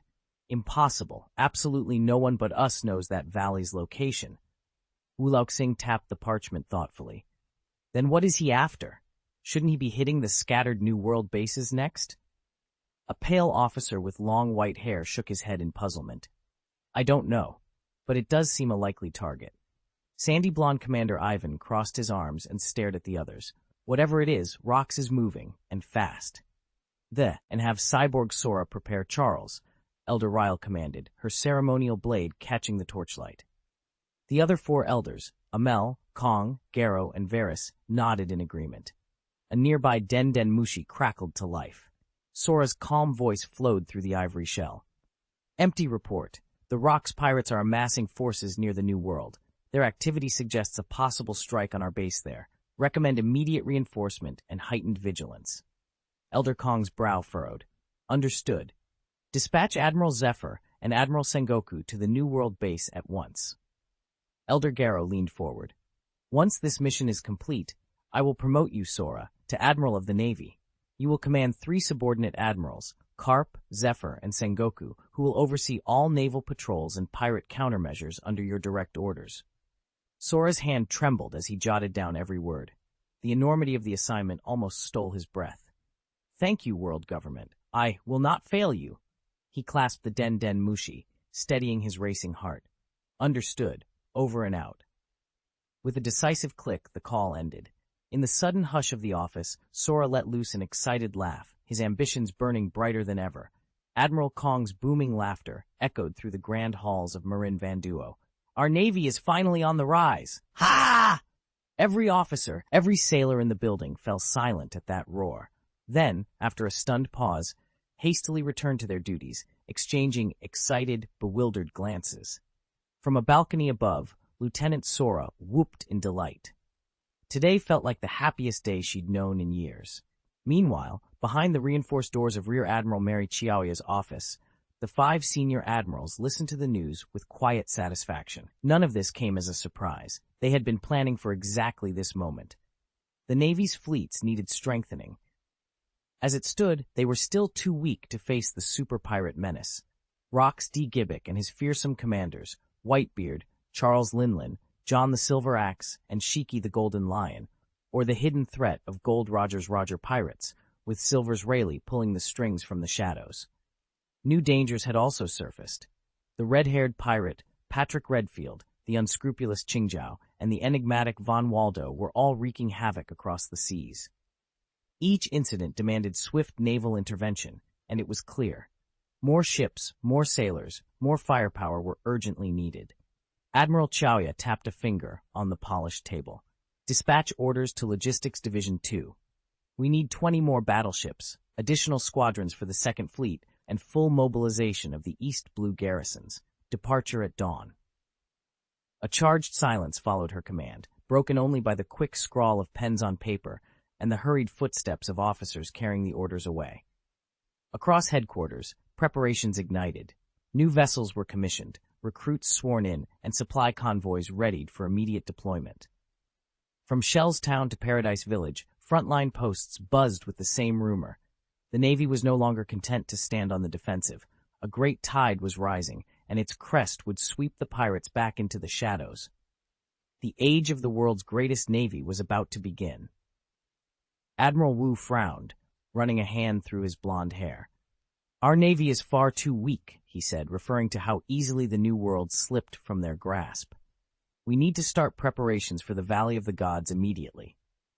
He removed his black cap and looked around the dimly lit strategy room. "Don't worry, I'll lead the expedition myself. Lieutenant General Karp from the Navy will accompany us, and CP0 has agreed to oversee security. With their backing, nothing can go wrong. Remember, the valley opens only once every 40 years. There's no map or compass to guide us. It's practically a legend." One of the 5 elders, his hat pulled low over his brow, tapped the table confidently. "Excellent. Every detail must be in place. Lord, holds this mission above all else. Have the Tianlong operatives been briefed?" The elder with long, straight hair inclined his head. "Everything has been arranged, Admiral." A second blonde elder snorted. "Humph. Those Tianlong agents are getting audacious lately." Admiral Wu's expression darkened, but no one met his gaze. Each of the 5 elders bowed their heads in contemplative silence. He let out a sharp breath. "Very well," he said at last, and fell quiet. "I'd be happy to help polish the chapter. Could you please provide the full text you'd like me to revise?" Chapter 129. Kaido April 27th dawned over Hive Island in a whirlwind of activity. Amid the bustle, Charles made his way alone to the flagship of the infamous Rock's pirates, the Sword of Gibek. This colossal vessel, its hull forged entirely from the rare Adam's treasure wood, was a testament to Rock's D. Zibek's wealth and ambition.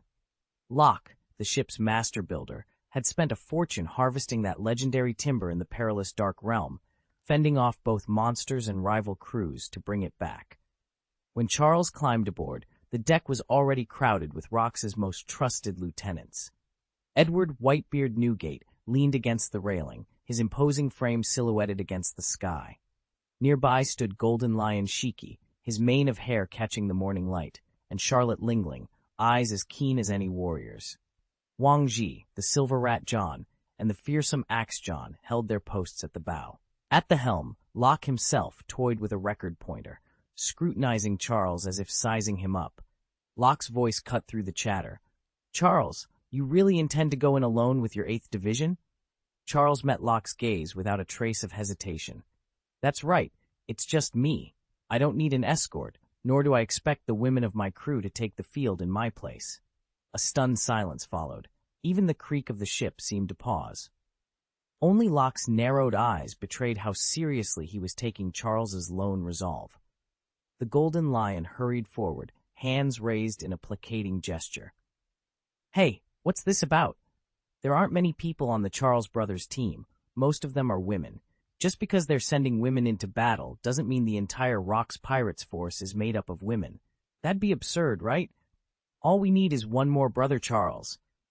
"What? Are you talking about Captain Locke's?" His intervention broke the tension. A few others relaxed noticeably, and even Whitebeard Edward Newgate stood to lend his support. Once those 2 leaders spoke up, the rest of the crew followed suit, offering their own reassurances and lightening the mood.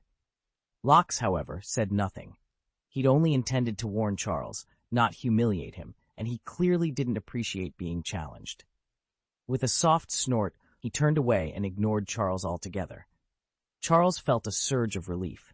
He climbed onto an empty barrel, poured himself a small cup of wine, and leaned back, savoring the cooler air. Spotting him, Shike came over, cast a wary glance up at Locke's, then leaned down toward Charles and murmured quietly, "Hey kid, you all right? What's the rush to Locke's? Do you want to get yourself killed?" The Golden Lion's eyes, fierce and concerned, settled on Charles. Charles simply shrugged off the warning, raised his flask, and took a long drink, his expression cool and indifferent. Shiji sighed. Every powerful man on this ship had his quirks, but none matched Charles's arrogance. If Shiji didn't need Charles for this mission, he would have drawn his sword and dealt with him long ago. Nearby, Shike lowered himself into a crate, lit a thick cigar, and blew smoke rings into the air. He clearly had no patience for the drama. Someone else could handle the crew of pirates. The 2 men, Charles and Shiki, sat side by side in heavy silence, an uneasy truce that made the other officers edge away. Weren't these 2 supposed to be allies? Wang Ji and John Silver Axe exchanged puzzled glances. Across the deck, Kaido and Charlotte Lingling faced off in their own silent standoff. Kaido rested his massive mace on his shoulder, his expression unreadable as he watched Charles. Charles, in turn, felt the weight of Kaido's gaze, 2 youths of the same age, yet born into lives that could not have been more different. Charles watched the two figures before him, one a lowly intern among the Rock's pirates, the other a full-fledged cadre. The difference in rank was stark. As for Kaido himself, he wasn't yet the fearsome governor of the beast pirates we'd hear about in later years. His strength was till relatively limited. He'd only just grasped Conqueror's Haki in its three forms and honed his physical prowess. He hadn't discovered any devil fruit powers yet. No animal transformations, no fish or phantasmal beasts, certainly no legendary azure dragon. Charles's gaze flicked away, thoughtful. He'd long coveted that green dragon fruit, but it had slipped through his grasp. Rumor had it Lingling was the one who'd handed it to Kaido, binding him in her debt, just as the original chronicles recorded. Charles wasn't afraid of Lingling, but he had no desire to make an immortal enemy either. He was heir to a great house. He couldn't afford reckless moves like outright theft. "So, are you interested in that Kaido boy after all?" Shiji asked, leaning closer. Charles met Shiji's eyes, then shook his head. "No," he said quietly, "not worth the trouble." "Just curious," Shiji said, glancing at Kaido. "What race is he, anyway?" Charles forced a casual shrug. "You've never heard of the Ghost Clan?" Shiji blinked. "Ghost Clan?" Charles flashed a conspiratorial grin at Kaido, who met his eyes with a faint frown. "There are countless races in this world. Humans, giants, demons, serpent folk, and so on. Kaido's a ghost. He only joined the Rock's pirates halfway through. They say he used to be a kingdom general, but for some reason he switched sides and went pirate." Shiji studied Charles as if expecting him to crack a smile. When none came, he frowned in puzzlement. Charles simply nodded, keeping his expression grave. In truth, he knew the real story. Kaido had been born in the kingdom of Volca, and by age 10 was its greatest warrior. When Volca's king needed a bargaining chip to secure his seat at the World Conference, he sold Kaido off to the Navy. Kaido escaped soon after, and his bounty swelled to 7 billion berries. Now, whenever he's hungry, he smashes through naval blockades, feasts on everything in his path, and slips away before anyone can recapture him. When Kaido was just 15, he wiped out the feared quartet off Hachino's island. In the aftermath, Whitebeard, Edward Newgate himself, delivered an invitation from Loch D, Gibbek, the skeletal overlord of the Rock's pirates, asking Kaido to join their ranks. Kaido accepted and signed on as an apprentice, and it was there he first crossed paths with Charles. Charles already knew all about Kaido's savage reputation, quite possibly better than anyone else in the crew. Yet rather than peppering Kaido with questions, Charles simply offered a respectful nod and fell silent, letting the newcomer settle in. Across the deck, Shiki the Golden Lion showed no interest in idle chatter either. With a lazy grin, he plucked Charles's arm and led him to a pair of empty barrels. Charles didn't protest. He lifted his cup and joined Shiki in a long, boisterous swig. Oddly enough, since arriving aboard the Rocks, Charles had interacted far more with Loch D. Gibbek, the skeletal commander, than with Whitebeard himself. Unlike the legendary camaraderie so often told in sailors' tales, Charles and Newgate shared only polite acknowledgments, a nod here, a curt greeting there. Neither man felt compelled to press the other for stories or strategy. It was simply the meeting of two reserved souls. With Shiki, however, the mood was entirely different. The Golden Lion's booming laughter and offhand jests never seemed to bother Charles's quieter demeanor. Even when Charles lapsed into silence, Shiki merely banged his mug on the barrel and raised an eyebrow, as if daring him to speak, or to stay silent if he preferred. And so the two sat side by side, perched on that wine-soaked barrel, cups in hand, letting the briny sea air carry away any need for small talk. In that moment, a simple bond was forming, one built not on spoken promises, but on the easy clink of mugs and shared laughter in the lantern light. Everyone was lost in their own thoughts, oblivious to the quiet bustle around them, until a single, thunderous call rent the air. "Cast off!" The shout snapped everyone to attention. They turned as Locke stepped forward at the helm, hand on the wheel, ready to steer them out to sea. Chapter 130. Go, Valley of the Gods. The wind carried the last wisps of morning mist off the quay as the great pirate fleet unfurled its sails. At its vanguard strode the legendary swordsman known as the Blade of Gibbek, flanked by nearly 100 hardened pirates. Most were veterans of the Golden Lion Shiki's crew or John's Grand Fleet, while the rest had recently sworn loyalty to the Rock's pirates. Such a concentration of power rivaled, even in these early days, what the Whitebeard pirates would one day become. From the deck, the officers watched their comrades' ships fan out across the water, their hearts burning with pride and ambition. Among them, the golden lion Shiki, his mane of golden hair catching the sunlight, turned to Charles and declared with a grin, "Mark my words, Charles. Within a few years, I'll raise my own massive fleet. I've already chosen the name, the Flying Pirates. And thanks to my fluttering fruit powers, we'll rule the skies as no one has before." Charles studied Shiki's excited face, offering only a faint smile. He knew Shiki's prophecy was no idle boast. Given time, the Golden Lion would indeed carve out an empire and style himself Pirate Admiral. Whether the world would take the idea seriously or dismiss it as a youth's daydream remained to be seen. Turning his eyes back toward the Rock's Pirates' flagship on the horizon, Charles let the sea breeze clear his thoughts.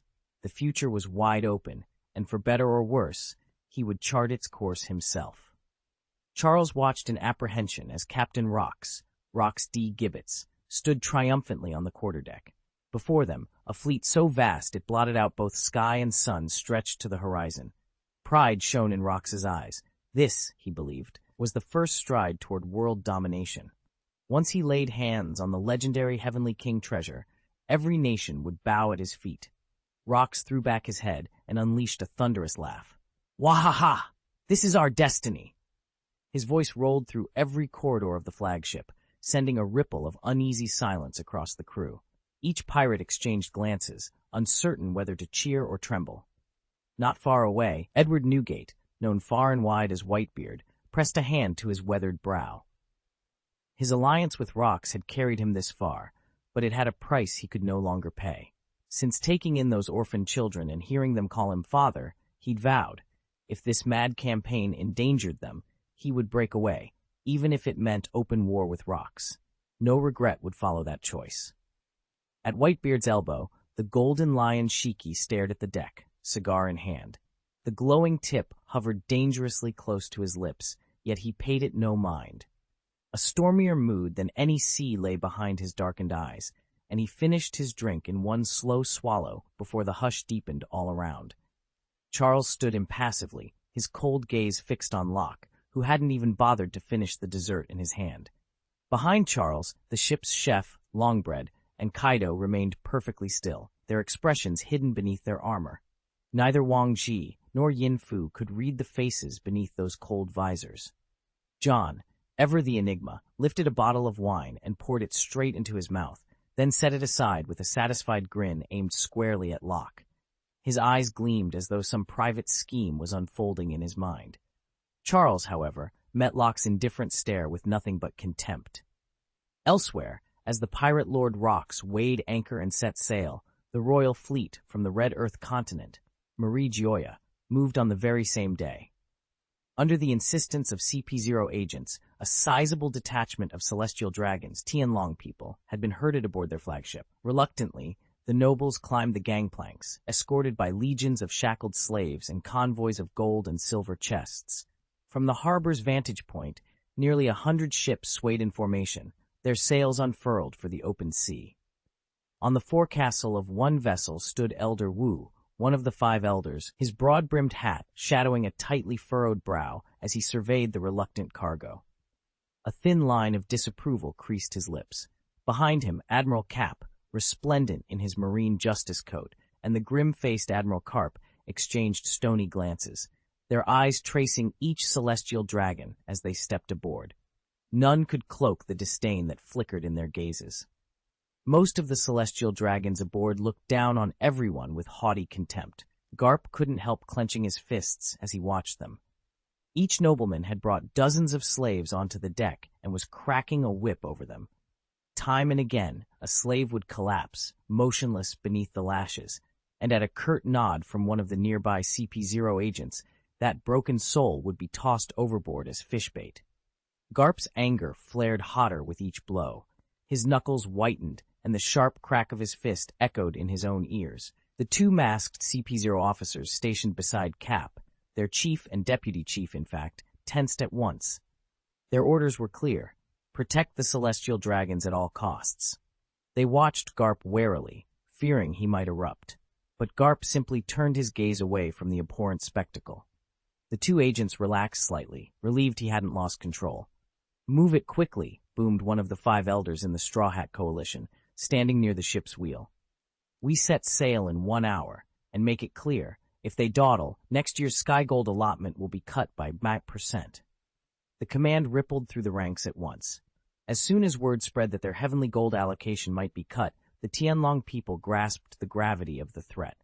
At the urging of their attendants, some, nearly in a panic, rushed back to their ships, doubling their pace almost instantly. From his vantage point, Wu Laoxing, hat tilted just so, allowed himself a satisfied nod. Though the 5 Elder Stars commanded tremendous power, they could not directly punish the Tianlong people. Threatening to reduce their heavenly gold was the only leverage capable of forcing their compliance. Time-worn though the tactic was, it suited the stubborn Tianlong perfectly.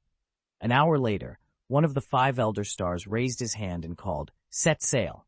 At once, every vessel under their command slipped anchor and moved off. Above them, the World Government Fleet, spanning the sky and blotting out the sun, mirrored the order.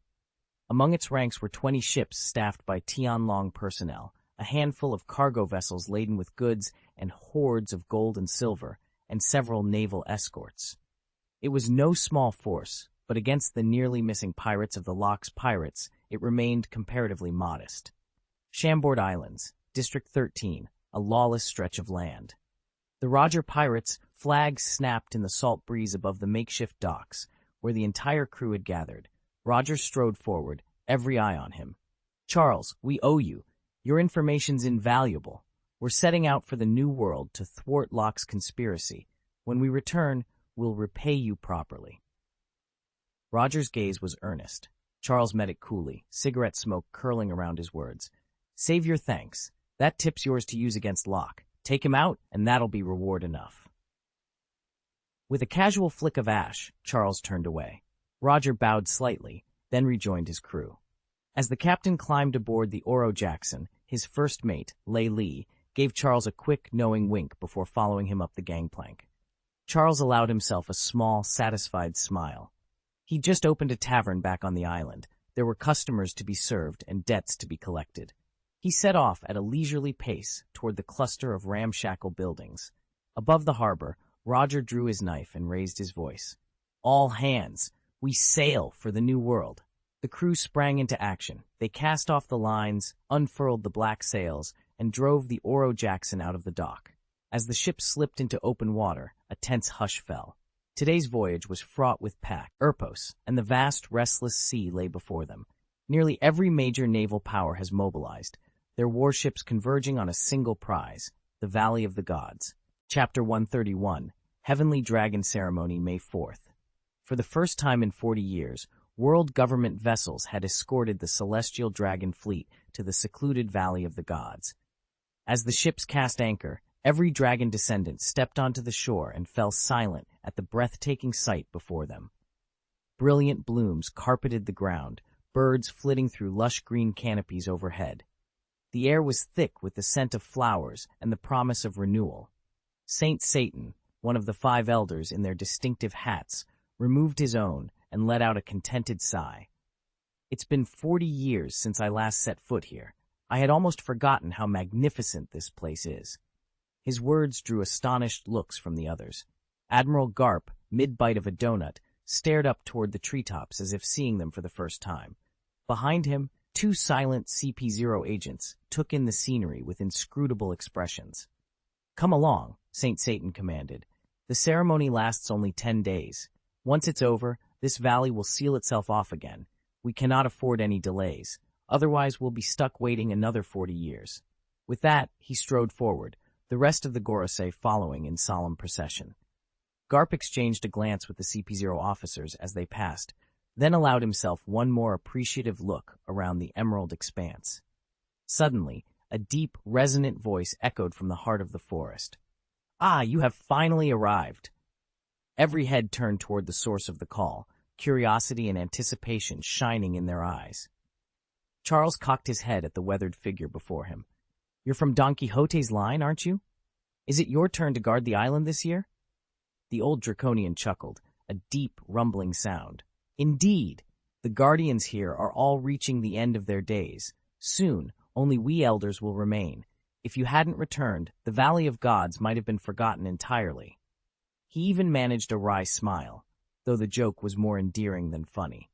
Charles returned the grin and said, "Fear not, I've brought a fresh contingent of draconians to relieve you and take up the watch over our sacred relics." He turned to watch the newcomers stepping off the longboat. Unaware of what fate had in store for them on this island, they chattered and laughed, pointing at the towering cliffs and lush groves. A few barked orders at their slaves, clearly eager to burn off the restlessness bred by days at sea. "They have no idea how their lives will change," Charles murmured, eyes distant. "If only we'd acted sooner." The old guardian watched those young arrivals with a heavy sigh, as if the years he carried weighed on him still. "Don't worry, master. And we'll never forget your service, and your descendants will receive their rightful rewards," Satansheng said with a nod, offering reassurance to the man before him. The white-haired Tianlong envoy rose slowly, supported by his equally gray-haired attendant. Their hushed exchange left everyone watching, especially Garp, in stunned silence. Why were these Tianlong warriors entrusted with guarding the island's sacred relics? And what greater secret lay behind their mission? Garp felt the answers hovering just out of reach, but his instincts warned him it was best not to pry. "Very well," Satansheng continued, sweeping an arm toward a distant, half-obscured structure. "Move all slaves and treasures into that hall, and have every Tianlong guard follow them in." "Yes, Master Sa," came the crisp response. Within minutes, government officials, CP agents, naval soldiers, and laborers were hauling the spoils of nearly 100 shipwrecks toward the mysterious building. The scale of the operation was staggering, but under Satansheng's command, every crate and chain of shackles found its place. When the final piece of cargo was secured, Satansheng led the entire party deeper into the island. At its heart stood the main hall, its facades painted in solemn, sacred colors and exuding an aura of reverence that silenced even the bravest among them.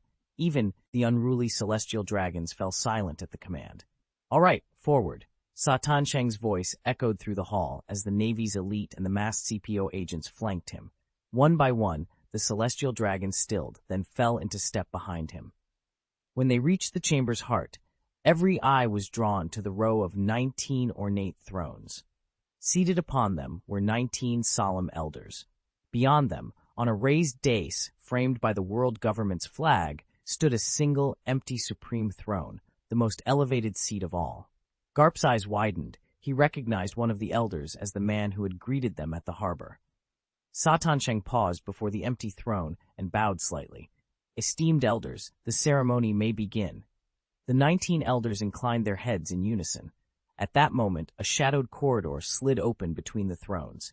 Satansheng gave a subtle nod to the CP0 agent at his side. The masked agent acknowledged him with a tilt of the head, then relayed the order to the CP0 stationed among the celestial dragons. With military precision, the CP0 agents moved in. 40 celestial dragons were marched forward, each one bound, each one silenced. The grand hall fell into a tense, expectant hush as the prisoners were brought before the empty supreme throne, and the ceremony finally kicked into gear. Charles stood among the gathered Tianlong people, 40 in all, men and women alike. None struck him as particularly bright. Their vacant expressions betrayed their simple-mindedness. He motioned toward the narrow corridor ahead. "Everyone, move inside," he ordered. At his side, Satansheng narrowed his eyes and repeated the command to the hesitant crowd. One by one, they exchanged puzzled glances, but refused to step forward. Charles raised his voice. "Go in now." Only then did reluctant feet shuffle toward the dark passage. Some of the Tianlong folk hesitated so long that the 2 masked sentries behind Satansheng had to prod them along with firm nudges. Karp and the handful of onlookers, unaware of what was really going on, watched in growing confusion, their eyebrows drawn together in silent question. Finally, the last of the 40 humans stumbled into the corridor. Before anyone could speak, a rumble shook the air. With a grinding click, the section of floor beneath the entryway slid shut, sealing off all sight of the passage below. The assembled group froze, staring at the now solid floor as uncertainty and alarm rippled through their ranks. No one knew what to do next. More than a dozen Tianlong warriors lined the hall, all staring intently at the floor. Their faces were tight with tension, their eyes hollow with dread. It was clear they shared a terrible secret, one that terrified them all. The vast chamber fell unnervingly silent. Every breath sounded unnaturally loud against stone walls, as if even inhaling were forbidden. A palpable weight pressed down on the assembly, smothering any urge to speak. Then, from somewhere beneath the floorboards, came a low, guttural rumble. Heads snapped up in alarm. The Tianlong guards froze, hands twitching toward their weapons, as if expecting some ancient beast to burst forth at any moment. Across the hall, Satansheng's brow creased in concern. He closed his eyes for a heartbeat, centering his chi against the unknown threat below. Nearby, Garp frowned in confusion. He could feel the fear radiating from everyone around him, and yet, try as he might, he could not pierce the veil hiding whatever lay underground. His pride bristled at the obstruction. Taking a step forward, he attempted to probe the hidden depths with his formidable will, only to be repelled as if by an unseen barrier. Satansheng opened his eyes and fixed Garp with a sharp look. Instantly, the younger man's swagger drained away, and he offered a sheepish grin before retreating to stand by his comrades. The hall fell silent once more, every pair of eyes locked on the trembling floor, and on the secret it refused to reveal. Chapter 132. A hush fell over the great hall. Every pair of eyes was fixed on Admiral Garp, who seemed mildly bored as he cracked open a tin of donuts and devoured them in enormous, enthusiastic bites. Standing stiffly at his side, the chief and deputy chief of CP Sao exchanged uneasy glances. Just as they were about to object to Garp's impolite snacking in a meeting of such gravity, they noticed Master Wu Laoxing sitting serenely nearby, eyes closed and lips utterly still. They swallowed their protests and remained silent. On deck of the flagship, Shiji the Golden Lion paced restlessly. He glared at the surrounding haze, where dozens of pirate ships drifted in disarray. "Damn it all," he rumbled under his breath. "What kind of place is this? Why is it so hard to find the Valley of the Gods?" Ever since the fleet had entered these waters, every log pose and navigational instrument had gone berserk. The only reliable bearing they still had was the ancient log pose embedded in Rock's hand, yet even that guide wasn't enough to keep the entire armada together. Of the nearly 100 pirate vessels that had set sail, more than 20 had vanished into the swirling mists. Many of those lost ships answered directly to Shiji, which only made his temper flare hotter. Beside him, Charles sat slumped on the deck, a small wine flask clutched in one hand. He took a slow sip, staring blankly into the fog. The tension in the air was thick enough to cut with a sword, and Charles knew that every pirate captain from the Golden Lion on down was on edge. Somewhere ahead lay the fabled Valley of the Gods, but whether it held treasures beyond imagining or traps laid by capricious deities, no one could say for certain. All they knew was that they would find out soon enough, one way or another. Despite having no crew to rally under his banner, Shiki felt no urgency, though this stretch of ocean was like nothing he'd ever seen. His compass spun in circles, and even the Den Den Mushi lay silent, severed from every transmission. They were almost cut off from the rest of the world. Were it not for Locke's poneglyph reading pointer guiding their course, they'd have been hopelessly adrift by now. Shiki doubled over, clutching his chest, and let out a strangled cry. "Ah, my heart!" From the stern, Edward Newgate, Whitebeard himself, watched with a bemused grin. His snow-white beard caught the sun as he leaned back against a barrel. "If it were your own sons in peril," he rumbled, "you'd be bawling harder than me, you blasted fool." Shiki's eyes blazed at the taunt. With a roar, he lunged forward, but Whitebeard, placid as ever, swung a massive fist and sent Shiki skidding across the deck. Shiki drew his sword in an instant, teeth clenched around an unlit cigar. "Strike me again, old man, and I'll carve you up right here." Whitebeard chuckled, rubbing a knuckle. "Calm down. Everyone's on the same ship. Locke's below with the pointer. If you want a piece of me, you'll find me there. Just don't start chopping up the hull in the meantime." At that, Charles, who'd been watching from under the mizzenmast, stepped forward, voice bright with urgency. "Enough. We're in uncharted waters and on the brink of disaster. If we keep fighting among ourselves, we'll lose both our way and our lives. Let's focus on finding the exit first. Then anyone who still wants to spar can have at it on solid ground. Over the past few days, Charles had even struck up a few conversations with Whitebeard. No longer were they merely nodding acquaintances. When Charles made his latest remark, both Whitebeard and the other officers snorted in amusement. At the helm, Captain Locke didn't reply. He'd been staring intently ahead at a strangely shaped island looming on the horizon. Then, unable to contain himself, he burst into uproarious laughter. "Ha! Ha! I've found it! I've found the Valley of the Gods!" Locke's voice rolled across the deck like thunder. Instantly, every sailor grabbed a pair of binoculars and rushed to the rail. Sure enough, right before them towered a massive jagged island. "Captain, is that the Valley of the Gods? The legendary island said to hold the Tianlong clan's hidden treasures?" Someone cried out. Locke pumped his fist in triumph. "It is indeed. That's the Valley of the Gods, the secret vault of the Tianlong people."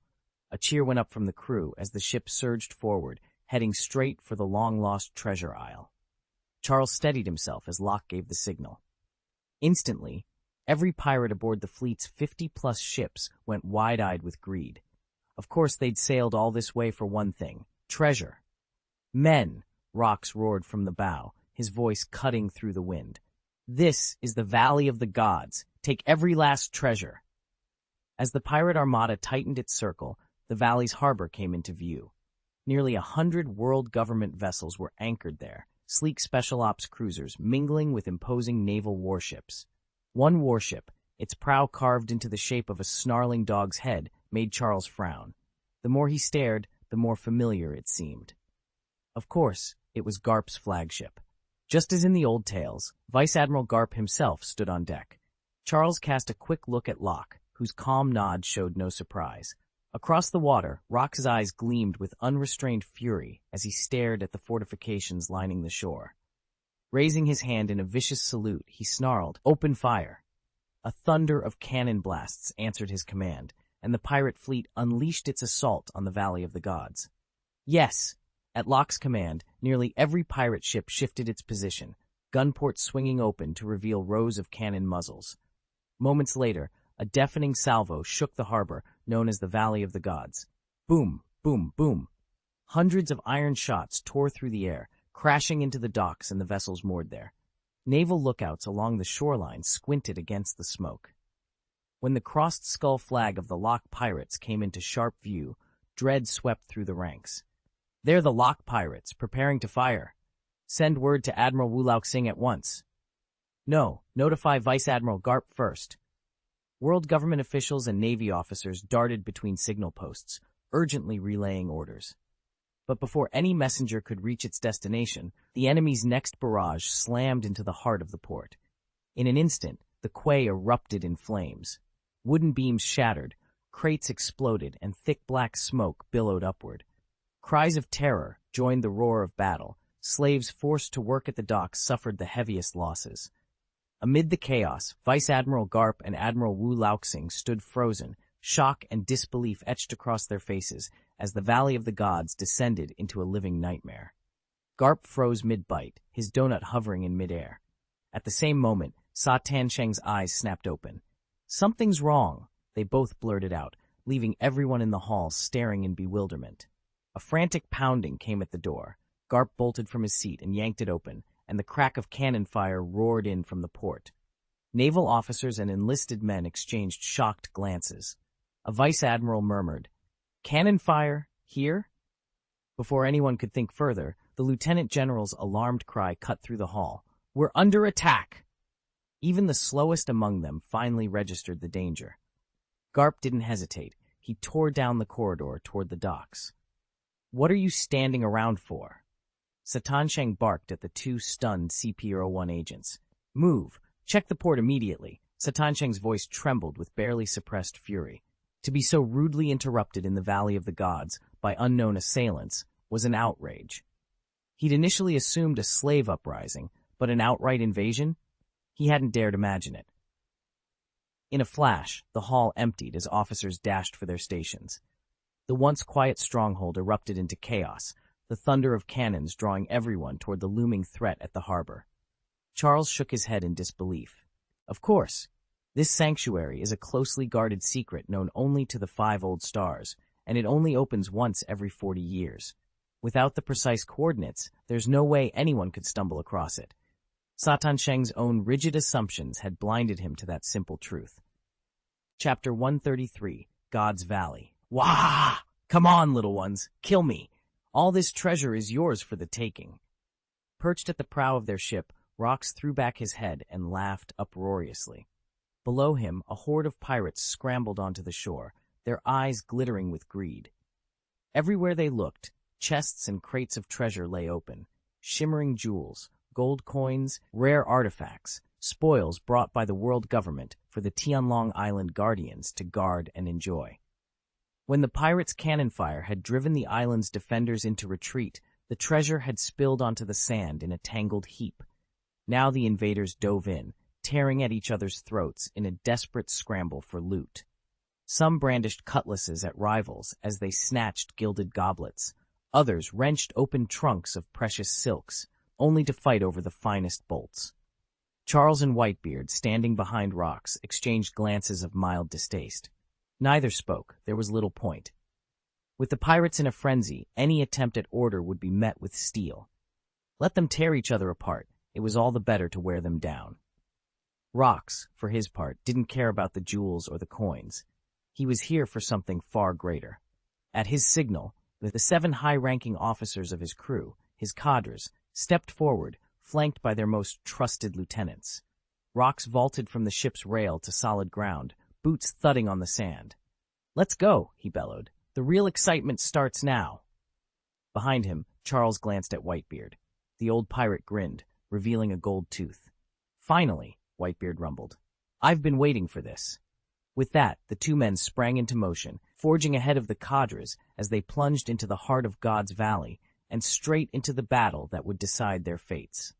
"Move to the center of the island." Rox D. Zebek didn't hesitate. Though his crew exchanged nervous glances, wondering what trap Locke might be laying, they fell in step and followed their captain. As Locke led the way, a thunderous roar split the night. Gasping for breath from his moonlit sprint, Monkey D. Garp at last burst onto the scene. "Seebeck!" Garp's voice rang out, fierce and unyielding. Locke threw back his head and laughed. "Ha ha! Garp, you bear the D just as I do. Join me. Once I control that power, we'll reign over the entire world." Rox extended a hand in a rare gesture of courtesy. Garp only clenched his fist tighter, eyes blazing. "Never," he growled. "I'd sooner die than swear allegiance to pirates." Locke's grin faltered, until a low, booming chuckle sounded behind him. Edward Newgate, the legendary Whitebeard, lifted his sake gourd, took a long draw, then let the crimson liquid dribble down his chin. He met Locke's eyes and gave the faintest nod. "Newgate," Locke breathed, and Whitebeard answered by hefting his naginata. In an instant, captain and commander surged forward as one. Steel rang against steel, and the ground shook beneath their clash, marking the beginning of a titanic battle under the island's moonlit sky. Charles raised his hand. "Let's go." Without pausing to watch the skirmish behind him, Rox strode ahead, and everyone trailing Charles followed in his wake, curious about what lay before them. After nearly 300 meters of rough, overgrown path, they rounded a bend and came face to face with a lone figure clad in black, his expression hidden behind a featureless mask. Rox stopped dead. "What? You're CP0? What are you doing here?" At the sound of Rox's voice, the masked agent, ranked chief of CP0, stiffened in surprise. He scanned Rox and the others, then leveled a wary gaze at Charles's group. Instantly, Charles recognized the uniform and the emblem. "The Tianlong clan's lapdog," he spat. "Shiji must have sent you." Rox ignored the CP0 chief's stunned glare and barked an order to Shiji, who stood just behind him. Though Shiji bristled at the abrupt command, he nodded in obedience. "Understood, Captain," Shiji murmured, drawing the pair of Sakura 10 deadwood swords strapped to his back. In a blur of motion, he leapt forward and unleashed a single, precise strike that cut the CP0 chief down in an instant. Unfazed, Rox resumed his march, Charles and the others falling in formation around him. The undergrowth gave way at last to a wide clearing, at the center of which loomed an enormous stone castle, its towers disappearing into the swirling mist above. Charles halted and surveyed the fortress, every muscle tensing. This isn't good. The roar went up before anyone could react. The Rock's pirates! Naval troops guarding the palace gates froze in place. Some of them were admiral-rank officers, others masked CP agents shielding the celestial dragons. In the grand hall beyond, Saint Satan and the assembled Tianlongren, celestial dragons, heard the shouts echoing from outside. The Rock's pirates? The 19 elders on the throne exchanged tense glances. Saint Satan's face drained of color the moment the words reached him. "How in the world did they find us? There must be a spy in our ranks," he snapped, but he had no time to dwell on betrayal. With surprising agility for a gray-haired man, he burst from the hall and sprinted toward the main gate. When he arrived, a dozen ragtag figures in battered pirate garb stood at the threshold, led by a single, tall youth with a cocky grin. Saint Satan skidded to a halt, glaring at him. "Charles, how did you get in here? Who tipped you off?" Charles threw back his head and laughed, the sound ringing out over the courtyard. "Saint Satan himself, always the drama king. What, are you surprised? Of course we came by sea. The Rock's pirates don't exactly stroll through the front gate, do we?" He folded his arms and leaned casually against a marble column. Seeing the old celestial dragon deflate before him only fueled Charles's amusement. He strode forward until he was uncomfortably close. "Now, why don't you show us the way to your precious treasure vaults, or would that be too easy for you?" Saint Satan's jaw clenched. He drew himself to full height and barked an order to the Marines behind him. "Fall back! Protect the hall at all costs." As the soldiers hesitated, caught between loyalty to their master and fear of the notorious Rock's pirates, Charles's grin widened. This was going to be the most entertaining rescue in the Grand Line. Chapter 12. Clash for the Celestial Throne. Charles pressed himself against a broken pillar in the Grand Throne Room, heart hammering as two titanic figures faced off beneath the vaulted ceiling. On one side stood Saint Satan, known in hushed tones as Satan Sheng, his cloak swirling like storm clouds, eyes blazing with barely contained fury. Opposite him loomed Rox, the legendary pirate whose very name had once sent tremors through the world's navies. "I can pretend none of this ever happened," Rox barked, voice reverberating off marble columns. "Retreat? You've got to be joking." Saint Satan's reply was a low growl. "Retreat is not an option. I've spent years tracking you, preparing for this day. Surrender the Celestial King's seal at once, or suffer the consequences." Rox let out a harsh laugh, folding his arms. "And how did you learn of the Celestial King's power? Who fed you that secret?" Saint Satan's veins tightened at his temple. "Who else but Joy Boy himself? He entrusted me with the throne's true heir." "Joy Boy?" Rox's voice turned mockingly soft. "Funny, I got my intel from Haiden Muchan, who uncovered the very same ancient manuscripts Joy Boy left behind. So which is it? Saint Satan, his word, or your own lust for power?" A crimson vein pulsed at Saint Satan's temple. "Enough!" he roared. "Seize them!" In an instant, the chamber erupted. CP0's deputy chief and 3 Navy lieutenant generals charged forward, followed by squads of admirals and Cypher Paul agents sworn to protect the Celestials. Steel rang against steel as the two forces collided beneath the towering throne. Charles's breath caught in his throat. Steel sparks danced in the air, mingling with bursts of spiritual energy that lit the room in hellish crimson. He knew he couldn't stay hidden much longer. The outcome of this battle would decide the fate of kingdoms and perhaps the future of the entire world. "Let me kill you," Rox snarled, sweeping both arms in a commanding gesture. One by one, Linlin Charlotte, Wang Ji, John, Silver Axe, and Charles sprang to their feet. Linlin, gripping her living sword Napoleon, was flanked by Zeus on her left and Prometheus on her right. With a fierce shout, she thrust Napoleon forward and charged at the CP0 vice president. Wang Ji hefted his greatsword, the sun glinting off his polished armor, and thundered toward a Navy lieutenant general. John trotted forward, a split-barrel pistol in one hand and a gleaming western blade in the other, aiming at another lieutenant general. Silver Axe planted both feet firmly in front of the last vice admiral, hefting his massive weapon in a ready stance. Charles squeezed the trigger and froze. There were no officers to target. Had he somehow been overlooked? He scanned the battlefield, and in his grip materialized the 7-star sword. If the big fish weren't around, he'd make do with grunts. With that decided, Charles lunged into the fray, slashing through CP0 agents and rear admirals alike without a second thought. Chapter 134, The Valley of the Gods, Act 1. Charles surged into the fray, his sword humming with concentrated energy. The soldiers before him weren't worthy opponents. Mere cannon fodder he cleaved down the moment they crossed 3 meters. Their screams died as quickly as they'd come, and Charles sheathed his blade with a flick of his wrist. All this build-up for the Battle of the Valley of the Gods, and he was left slicing through grunts. Where were Sengoku, Zephyr, or Admiral Steelbone Kong? He'd hoped to score 10 kills by now, not waste time on rank-and-file fodder. At his side, Lingling, John, Wang Jian, and Axe moved in perfect sync. Each strike was economical, every defense precise. Their opponents fell one after another with almost theatrical ease. Charles frowned. Had they grown so strong, or was this all just an act? Their calm, rehearsed movements gave him pause. High above on a cragged outcrop, Rox surveyed the battlefield with approving eyes. His hand-picked commanders had already ground the world government's troops and Marine headquarters' finest into dust. The advantage lay squarely with him. A tense stillness settled over the valley, as if the true contest were merely on the cusp of beginning. Charles tightened his grip on his sword. Now that the opening act was over, he knew the real battle was about to unfold. Charles watched in awe as the 5-star Saint Satan, tipped with his signature hat, strode forward. His laughter boomed across the clearing. "Ha, old man, how do you like this? The rookies you brought aren't even worth my time. Surrender now, or watch your life slip away." Raucus threw back his head and laughed uproariously at the taunt. Saint Satan's eyes flicked to Locke's next, his face hardening.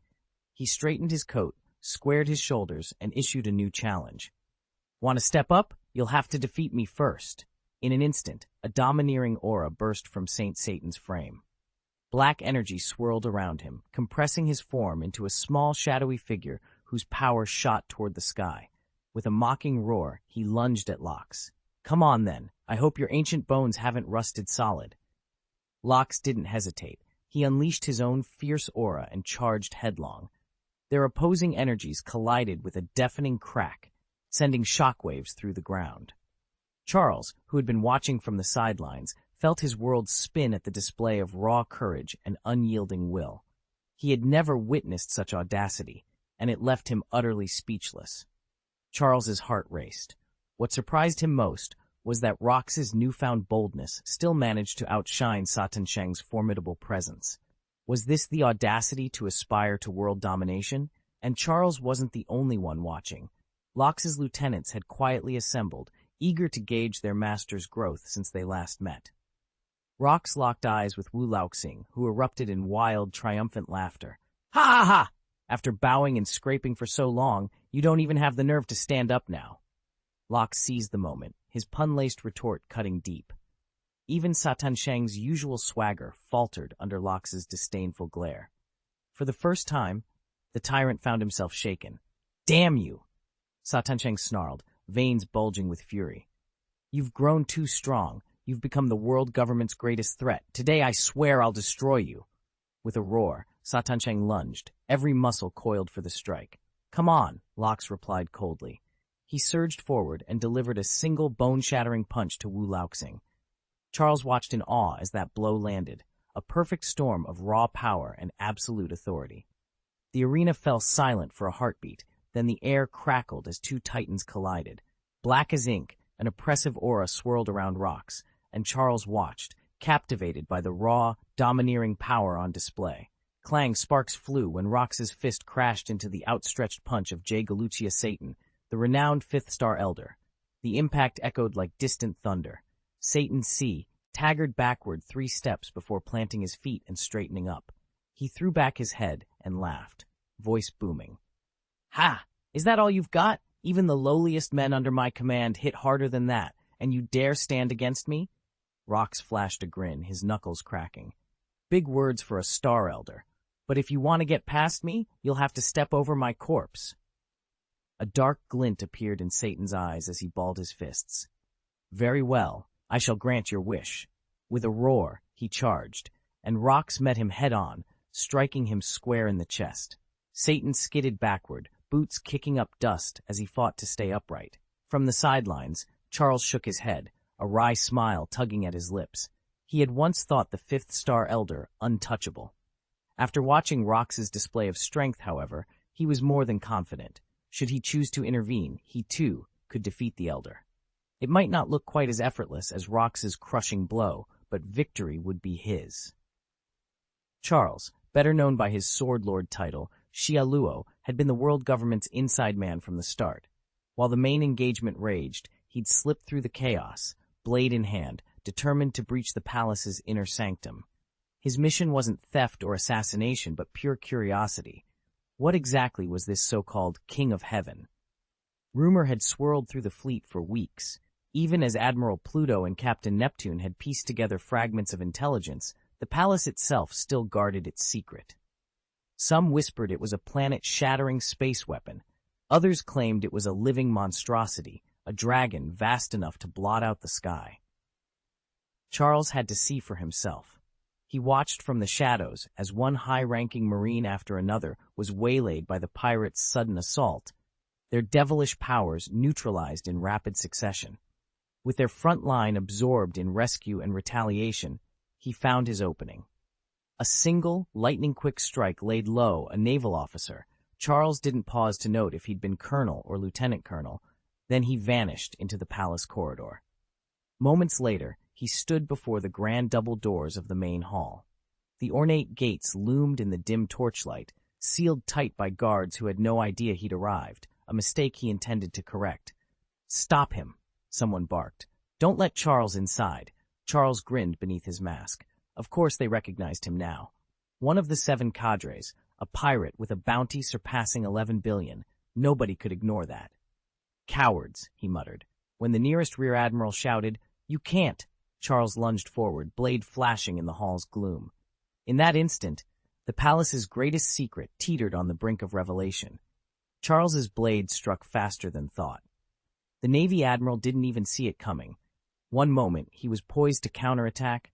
The next, he was swallowed by Charles's sword energy and fell dead without a sound. Charles spat contemptuously at the corpse. Then, without bothering to hide, he strode confidently toward the grand doors of the main hall.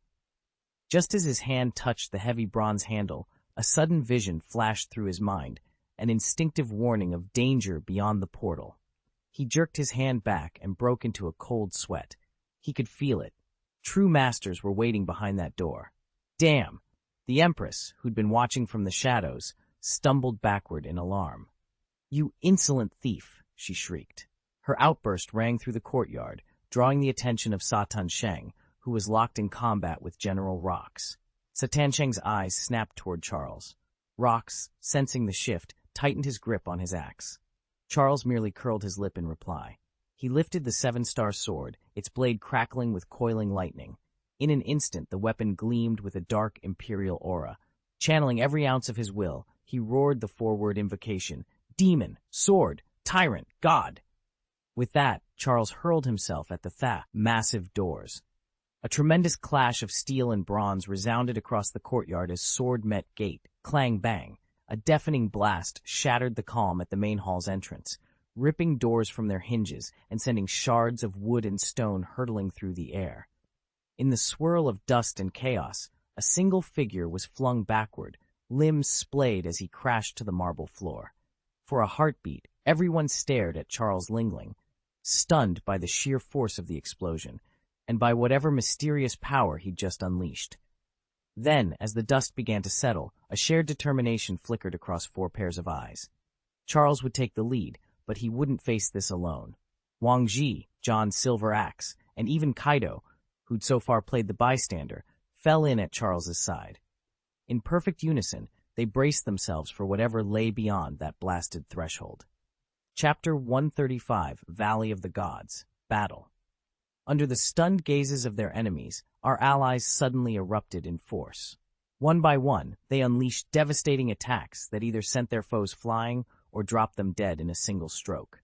The 3 vice-admirals sent to stop Shanks and Silver Axe John fell in rapid succession.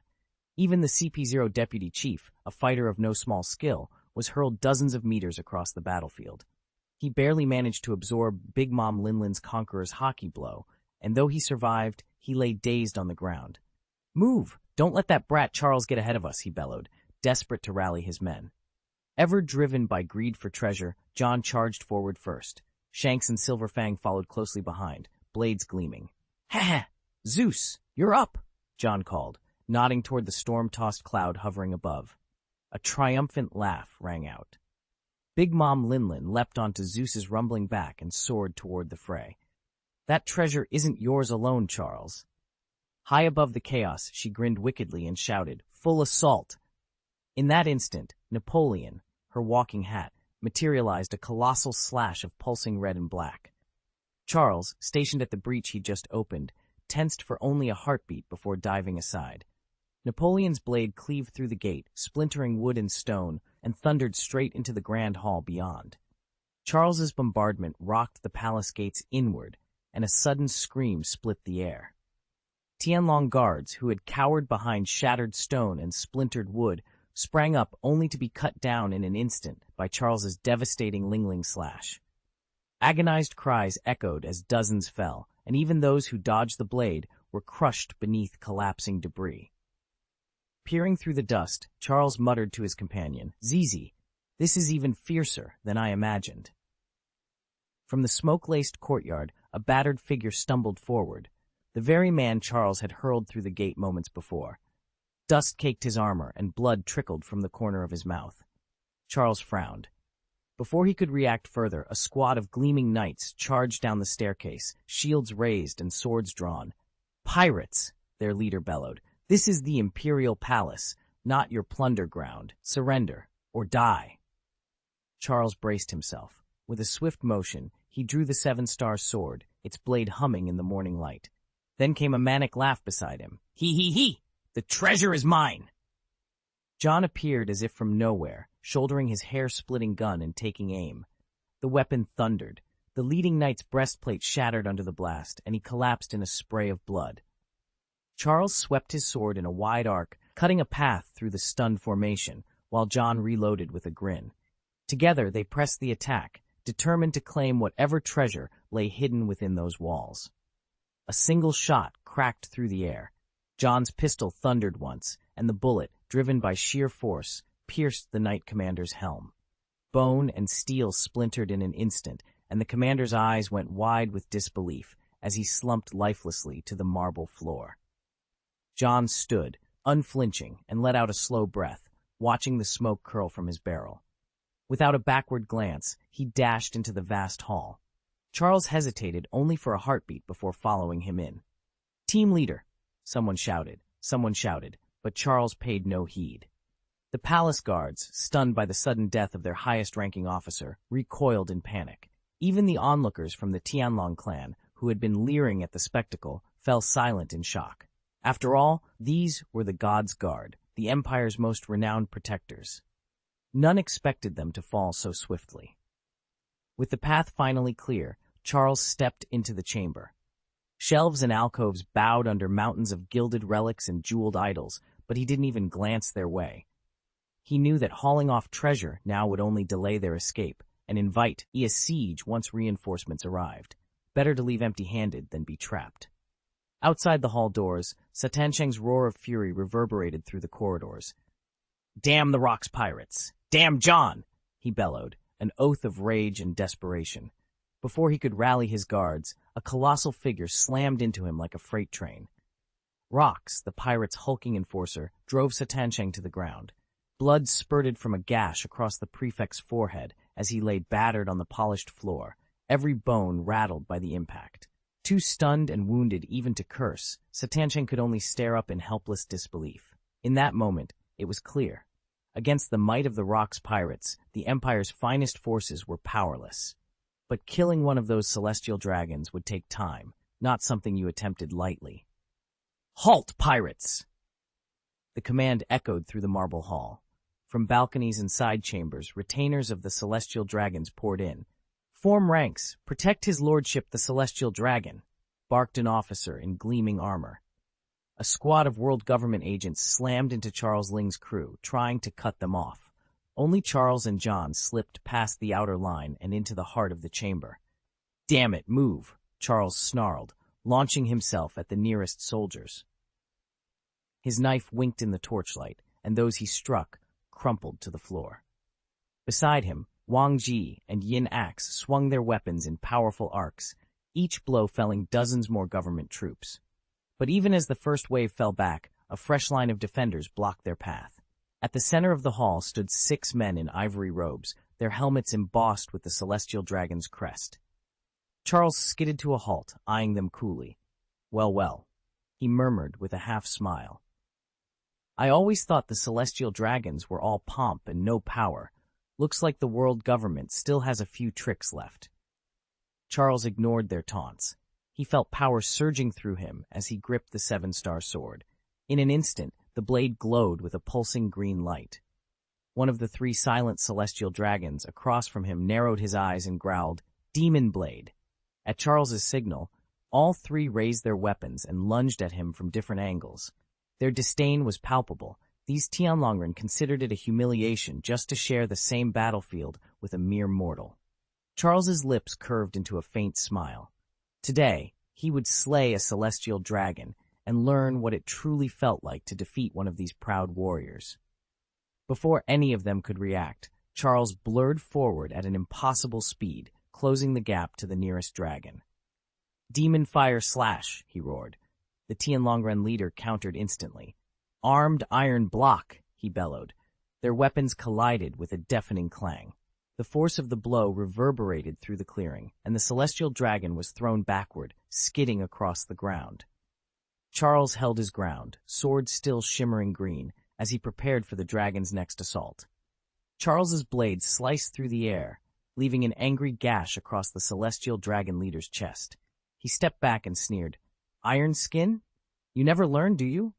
The dragon man, Tianlongren, staggered back, crimson blooming at his lips. He shook his head, blood trickling down his chin as his scaled form bulged and distorted. Rags of torn clothing fell away, revealing muscle and bone, until with a thunderous roar he transformed. Before Charles stood a colossal Tyrannosaurus Rex, its jaws gaping, teeth like jagged ivory. Intrigued, Charles tucked his sword into its scabbard and drew a finger across his chin. A devil fruit user, ancient zone, model Tyrannosaurus Rex. Interesting. He flicked his wrist, sending 2 lesser celestial dragons scrabbling backward as their surprise attack fizzled against his steel. With a deafening roar, the T-Rex lashed its armored tail at Charles. Unfazed, he drew his 7-star sword and met the blow squarely. Metal rang against scale, sparks dancing where the blade's dark, hardened aura collided with the dragon's Haki-infused tail. Charles's eyes widened. So that's what armament Haki does. It boosts your power to match mine. He crouched into a fighting stance, the clash still echoing around them. Let's see how far that goes.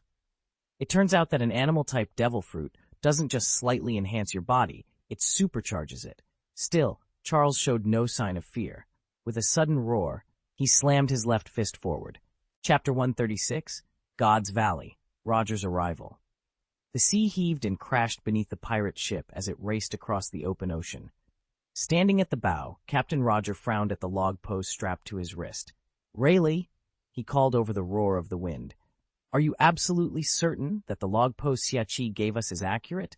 We've been at this for days without so much as a whisper of God's Valley. What if Xiachi misled us?" Silver's Rayleigh sighed, brushing salt spray from his weathered coat. He'd heard that question more times than he cared to count. "Roger," he said patiently, "Xiachi has no reason to deceive us, and she's never made a mistake. The log pose will point us to God's Valley soon enough." Roger closed his eyes for a moment, rain inning his impatience. "Very well, full sail ahead." But just as the helmsman began to push the ship's speed even higher, Roger's gaze snapped toward the horizon. His heart hammered in his chest. "Hold course," he shouted. The helmsman, Jabba, immediately let go of the wheel and stared at Roger in confusion. "Captain, you just ordered full speed along the log pose's heading. Why the sudden change?" Rayleigh hurried up beside them. "Roger, what's happening?" Roger pointed to a distant break in the rolling mist, where a faint swell hinted at an uncharted island. "Trust me," he said, voice tight with excitement. Set a new course. Due north by northeast. With a wary glance at one another, Rayleigh and Jabba obeyed. As the ship altered its heading, the waves seemed to calm, as if acknowledging that the end of their long journey lay just over the next swell. They told me. Roger's voice was low and intense as he turned to Rayleigh. Rayleigh blinked, his expression unreadable. He said nothing, simply nodded and fell into step behind Roger as they hurried toward the Valley of the Gods. At the harbor below, the pandemonium was complete. Pirates ran riot, sacks of gold and cargo strewn across the docks, ships set ablaze, and desperate shouts echoing off the pilings. Marines, alarms blaring, formed up swiftly and advanced in tight ranks toward the invaders. For the king! For justice! Both sides roared their battle cries in unison, and the clash began. Caught off guard by the sudden cannonade, the pirates scattered in confusion. But the Marines, drilled in countless exercises, recovered instantly, pressing forward with disciplined ferocity. Deprived of leadership and organization, the looters fell one after another to well-aimed volleys of rifle fire and precise bayonet thrusts. In short order, the smaller but well-coordinated Marine force had driven the pirates back from the docks. At the island's eastern ridge, two legendary figures faced one another in a duel of titans. White-bearded Edward Newgate, known far and wide as Whitebeard, condensed a radiant glow of power around his colossal fist and swung with seismic force toward the Vice Admiral Garp. Garp met him blow for blow, his own fist crackling with energy as it connected. The shockwave rippled outward in a shimmering arc like lightning scarring the air. Kra-boom! The ground trembled beneath their feet as the two warriors unleashed their full might. Have fun, Whitebeard rumbled, his deep voice rolling over the clearing like thunder. The instant their blows connected, both combatants staggered back a few paces. Neither had gained the advantage. Their strength was perfectly matched. Garp fixed the great pirate Edward Newgate, Whitebeard, with a steely glare. You've come ashore for the same reason as any pirate, Garp challenged. Why not admit it and join me? A booming laugh shook Whitebeard's broad shoulders. His snow-white beard bristled as he snarled. Do you really think pirates don't come ashore for treasure? Of course we do. Garp fell silent for a heartbeat, caught off guard by the pirate's candor.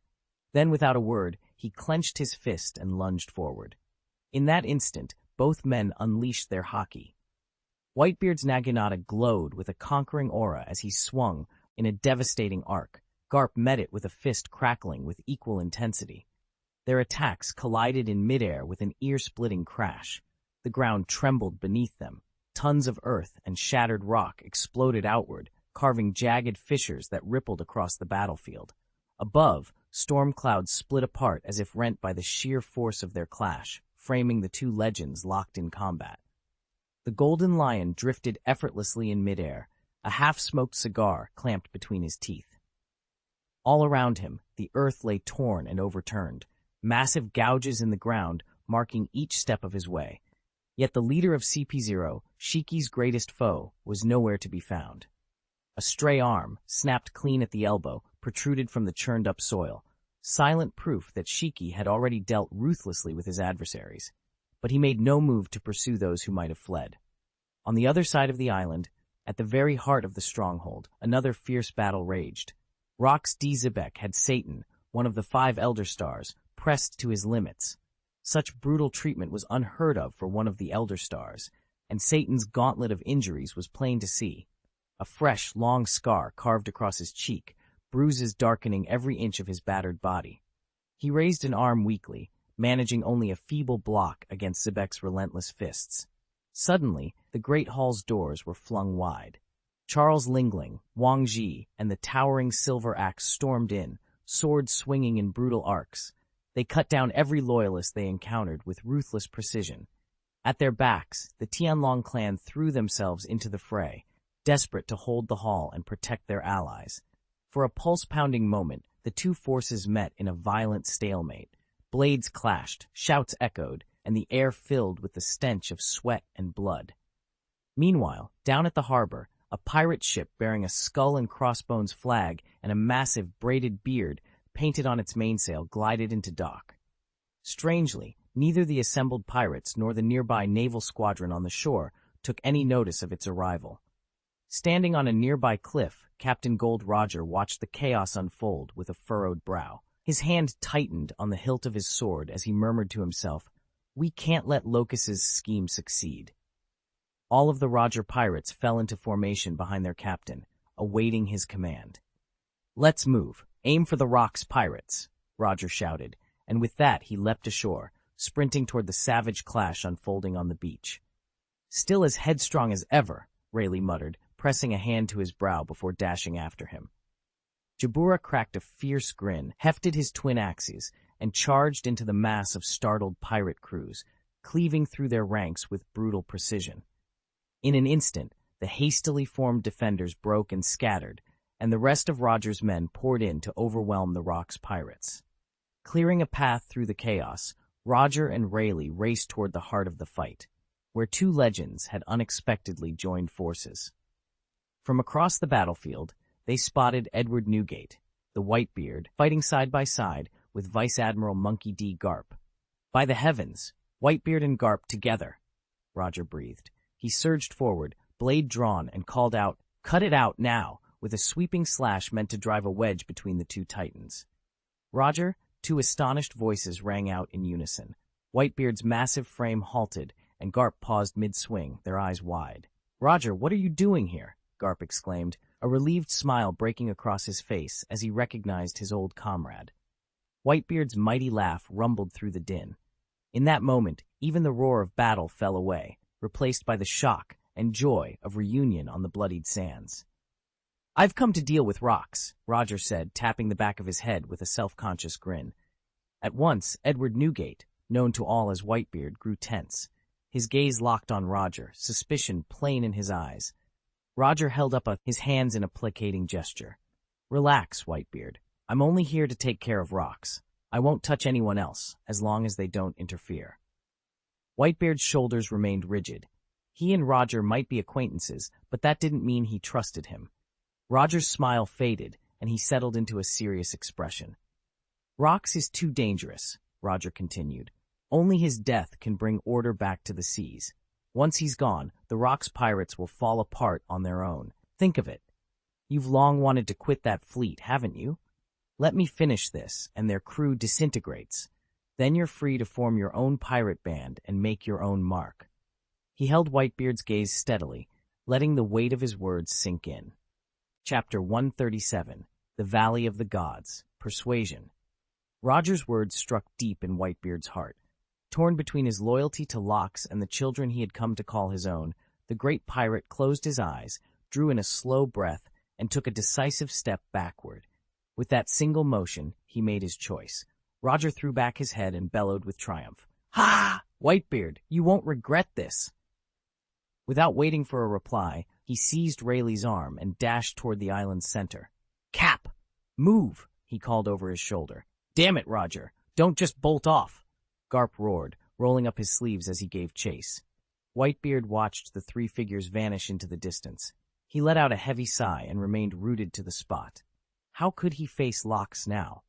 His betrayal, however necessary it felt, had left him with no way to save his friend. Only one path lay before him, and it was swallowed by darkness. Far ahead, Roger and his companions skidded to a halt. A vast crater yawned before them, scorched earth radiating from its center. At its heart stood a solitary, gleaming figure clad in gold. Roger's triumphant grin faltered, and he knitted his brow in shock. There, unmistakably, was the one person he had least hoped to see. "Roger!" High atop the ridge, the golden lion Shiki watched three figures closing in across the broken landscape. At the sight of two familiar faces, he straightened with genuine surprise. "Ha-ha!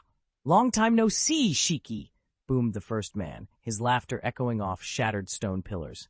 Roger forced a smile. He'd hoped never to cross paths with Shiki again, but courtesy prevailed. "It's been a while, Shiki." "Roger, what brings you out here?" Shiki bounded forward, his golden mane catching the fading sunlight. 10 meters separated them. Roger's gaze drifted to the ruins at their feet, jagged rocks, splintered wood, and the grisly remnant of a severed hand.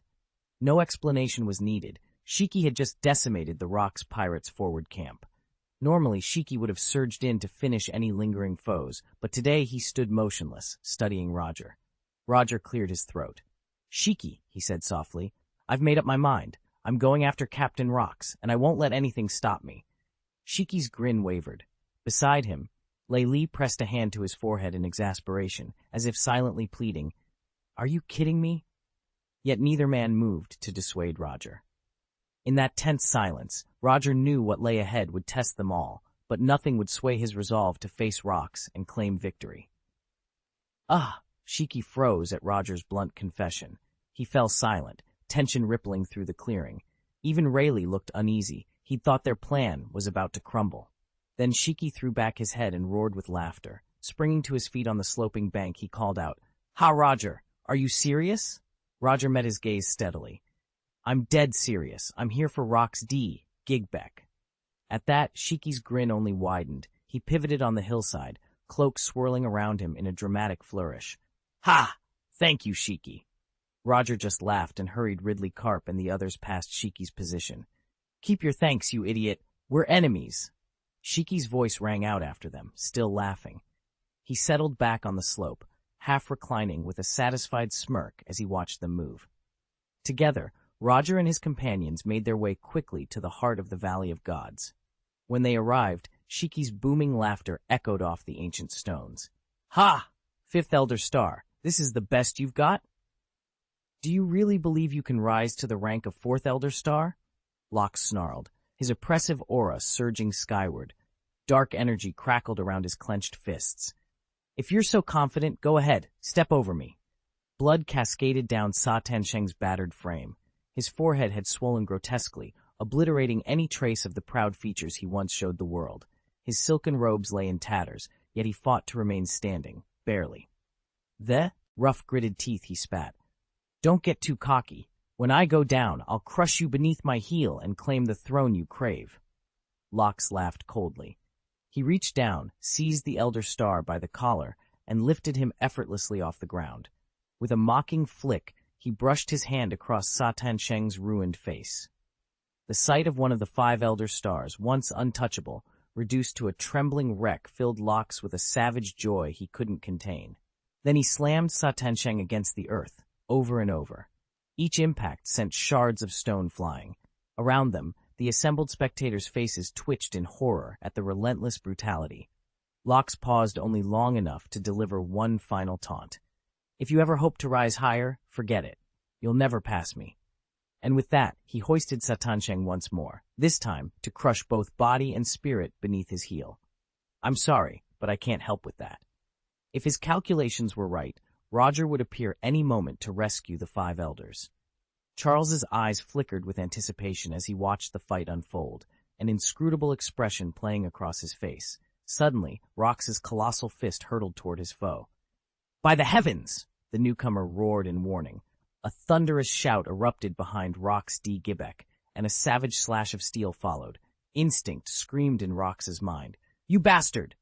Gibbeck had only a heartbeat to react.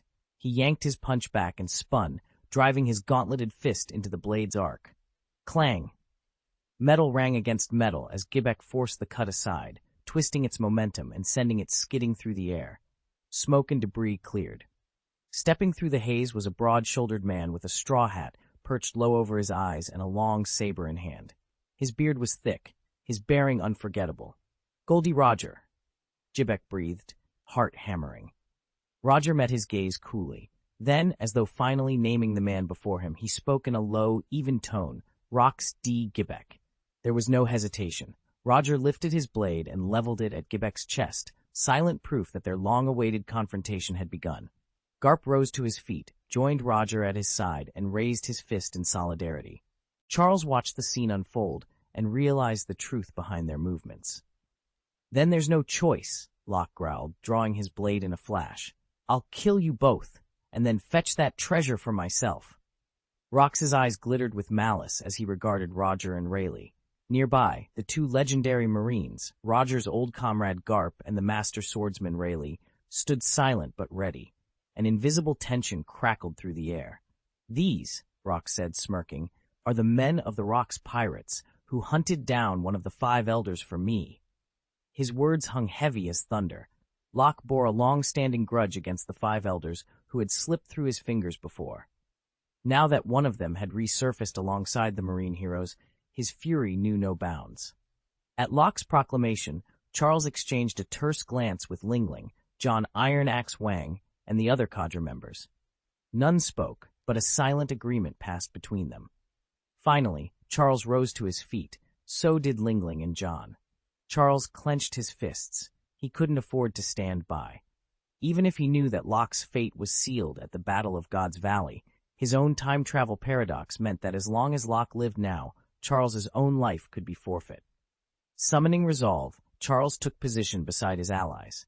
In an instant, the five of them closed in, encircling Rayleigh and the last surviving elder, Satan, who had been struggling to stay upright. The showdown at God's Valley, their coming reckoning, had truly begun. Rayleigh's eyes went cold, and he slid a hand to the hilt of the dagger at his waist. Charles Lingling rose to his feet, drawing his sword in one fluid motion. "Imperial blade, broken edge," he cried. In an instant, Charles surged forward. His sword, named Napoleon, erupted in solar flames known as Prometheus as he swept it toward Rayleigh. Rayleigh's gaze sharpened. He hefted his short sword and met the strike with a resounding clang. The metal-on-metal crash rang out over the courtyard. Even hardened spectators flinched at the force behind Charles's blow. It was a power unheard of in someone who defeated a mountain giant at the age of 5. With a grunt, Rayleigh dropped into a low crouch, planting his feet and pouring every ounce of strength into the block.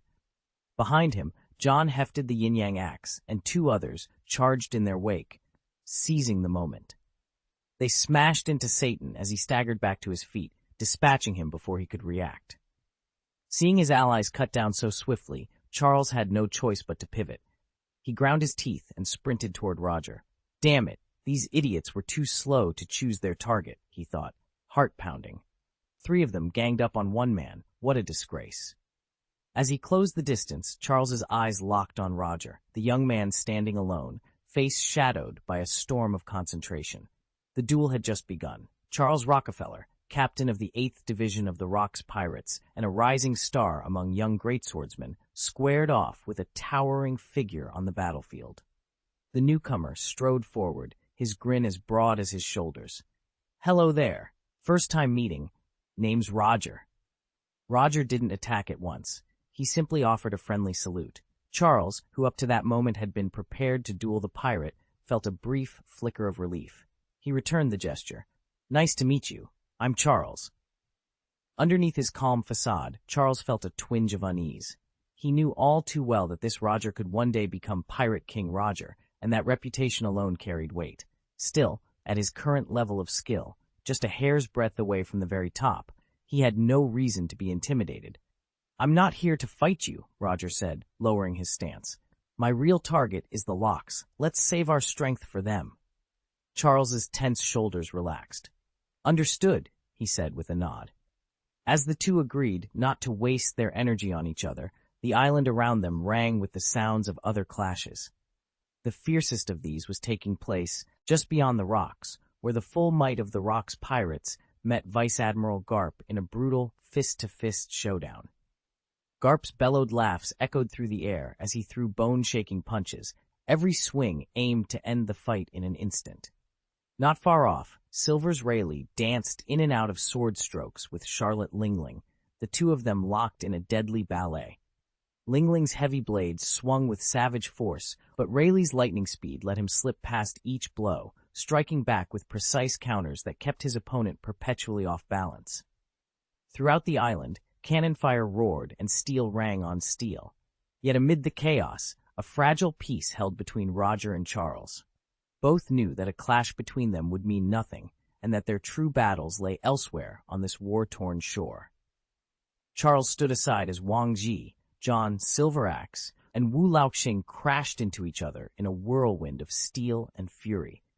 Wu Laoxing, already on the back foot, couldn't mount a counterattack. Silver Axe's blade raked across Wang Ji's cheek so savagely it would leave a lasting scar. Yet because Charles had pinned Roger down, neither side, Roger's men nor the Rocks pirates, could gain a decisive edge. Scanning the chaotic field, Charles realized that the entire battle now depended on him. In the original timeline, had he never appeared, John's silver axe would have been the one to cripple Wang Ji, and Roger would then have teamed up with Garp to deliver the final blow, all while the Lock pirates looked on.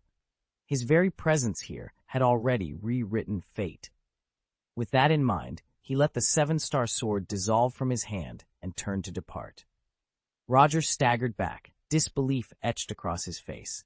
A flood of words rose in his throat, but only one came out, "Charles!" At that moment, Wang Ji noticed him and bellowed with renewed ferocity. Charles spared the Rock's pirates a single, steady glance, and then stepped cleanly out of the battlefield, vanishing into the swirling dust beyond. Charles's voice cut through the chaos. "Roger, don't let me down!" Everyone froze at the shout. Even Lingling, who had Rayleigh pinned to the deck, loosened her grip instinctively, and Rayleigh immediately sensed the change. Both of them continued their duel, but their blows grew lighter now, almost playful. Shanks and John's silver axe stared in disbelief. They couldn't believe Charles had turned on the locks at this critical moment. Before they could recover, a colossal slash tore through the air. "Get out of the way!" Roger thundered. True to Charles's plea, Roger vaulted forward, planting himself squarely between Charles and the three attackers. He unleashed a blistering assault. The trio scrambled to coordinate a defense, but none of their combined strength could match Roger's ferocity. In the span of a heartbeat, one of them spat blood and was sent skidding dozens of meters across the deck. With Wulauxing now safe, Roger spun on his heel and raced to Garp's side. Together, they focused their attack on Locke. "Charles!" Garp bellowed as the next clash erupted. "Damn you!" Rox bellowed as he caught sight of Roger's arrival, his eyes blazing with fury. Shiki, strolling beside Whitebeard, threw his head back and laughed. "Ha! Rox, your reign ends today!" Whitebeard merely lifted his wine cup, took a leisurely sip, then gave Shiki a cool, amused glance. Charles, standing off to one side, watched them with contempt. A traitor? He hardly remembered ever willingly joining the Rock's pirates. It had been nothing more than Locke's overreaching ambitions that swept him into their ranks. As Locke roared his defiance, Charles paid the outburst no mind. He was certain Roger and Garp would soon show the would-be pirate captain the true meaning of defeat. With the two legends locked in mortal combat, Charles saw only opportunity. Now was the perfect moment to claim the spoils.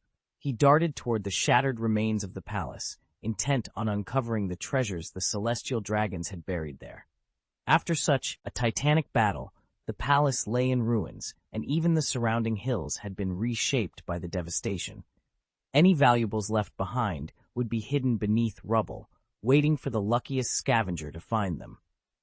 Charles's eyes swept the broken landscape like a radar, eager to seize whatever fortune fate had left behind. Charles retraced his steps until he reached the spot he'd noted earlier. He was certain that several large crates had been buried here before. If he started digging right now, he might finally uncover them. He had to admit, his timing couldn't have been better.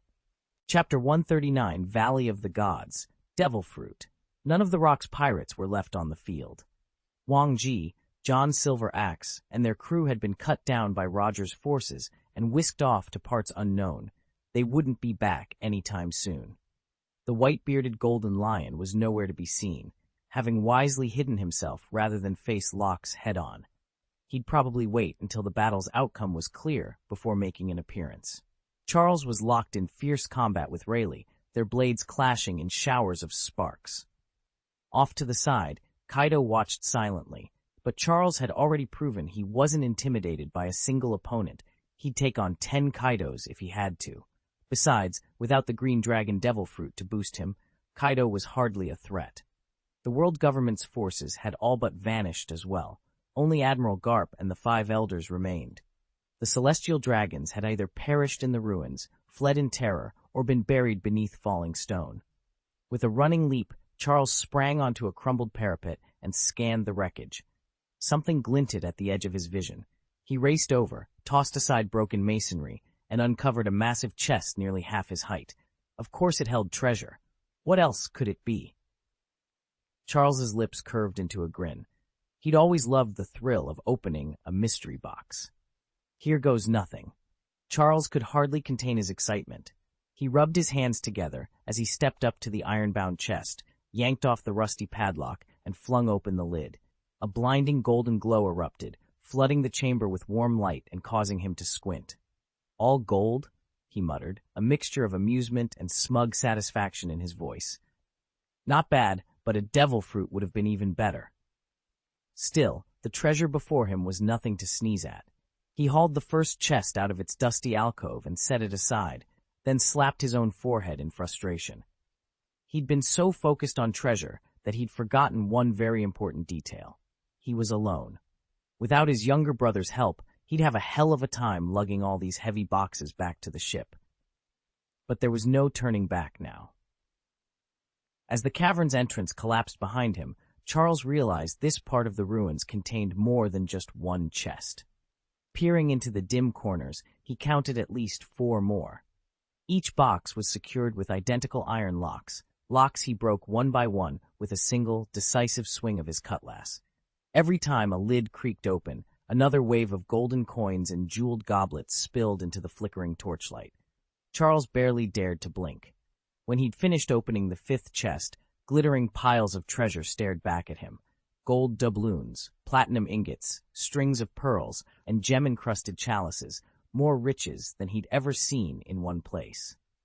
He did a quick mental tally. Conservatively, this haul must be worth over 30 billion berries, plentiful enough to secure his future a dozen times over.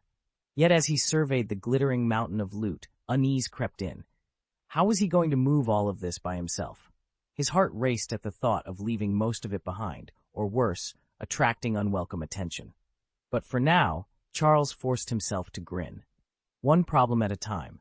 First things first, he'd need to figure out a way to transport this staggering fortune back to the ship. Then, maybe, just maybe, he'd find that elusive devil fruit tomorrow. Charles exhaled in frustration. If you stumble onto so much treasure, you'd better be ready to share it, or no one would let you haul it away unopposed. Still, Charles reminded himself, first locate the treasure, then negotiate the split. If anyone deserved a cut, they could claim it themselves. Judging by the empty battleground around him, this spot was precisely where piles of loot had been buried. He barely stirred from his crouch, but he knew he was being watched. Out here on this desolate plain, anyone who mattered would be keeping tabs on him. Sure enough, Lingling was, the first to call out, spotting him pawing through an old chest. "Treasure! Charles, save some for me!" Her eyes glittered at the sight of gold coins spilling from the cracks in the chest. Without a second thought, she abandoned her earlier act with Rayleigh and lumbered toward the ruins, eager to pry open the next chest herself.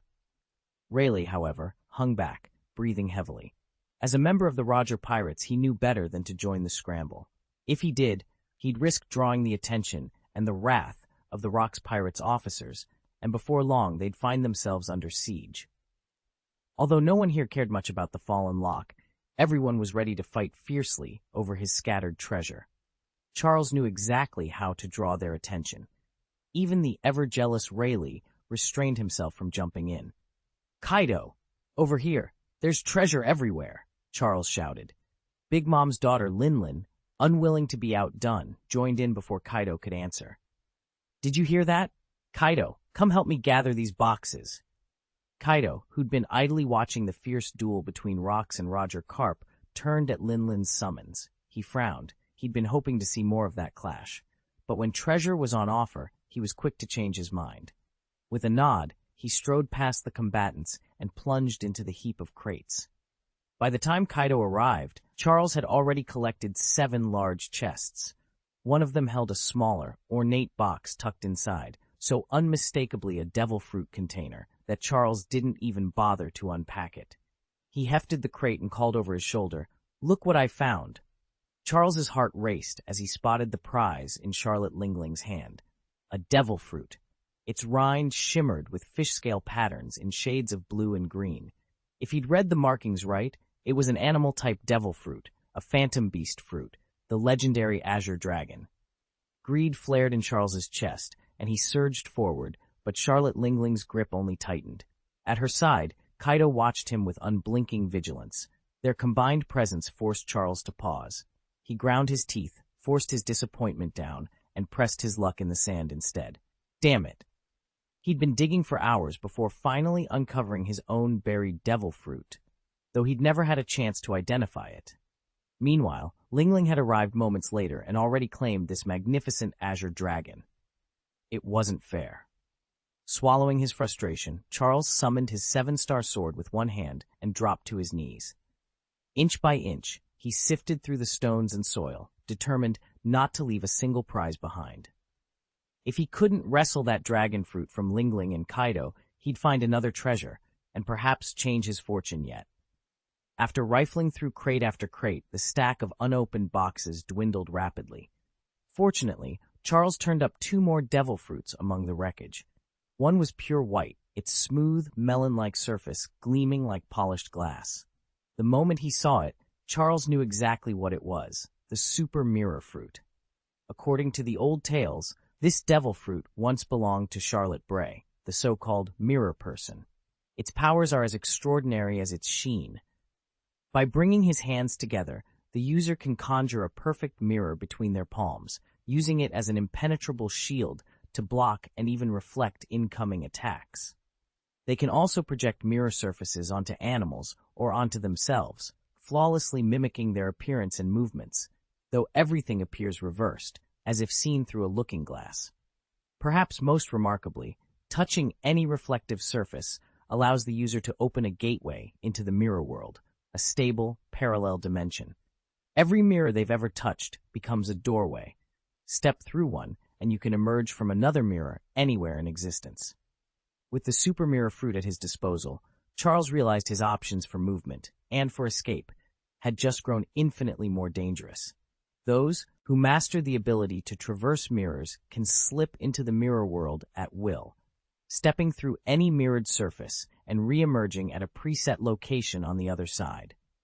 No one else can cross over without the permission of the practitioner or by physically touching the mirror, so it serves as a natural barrier against unwanted intruders.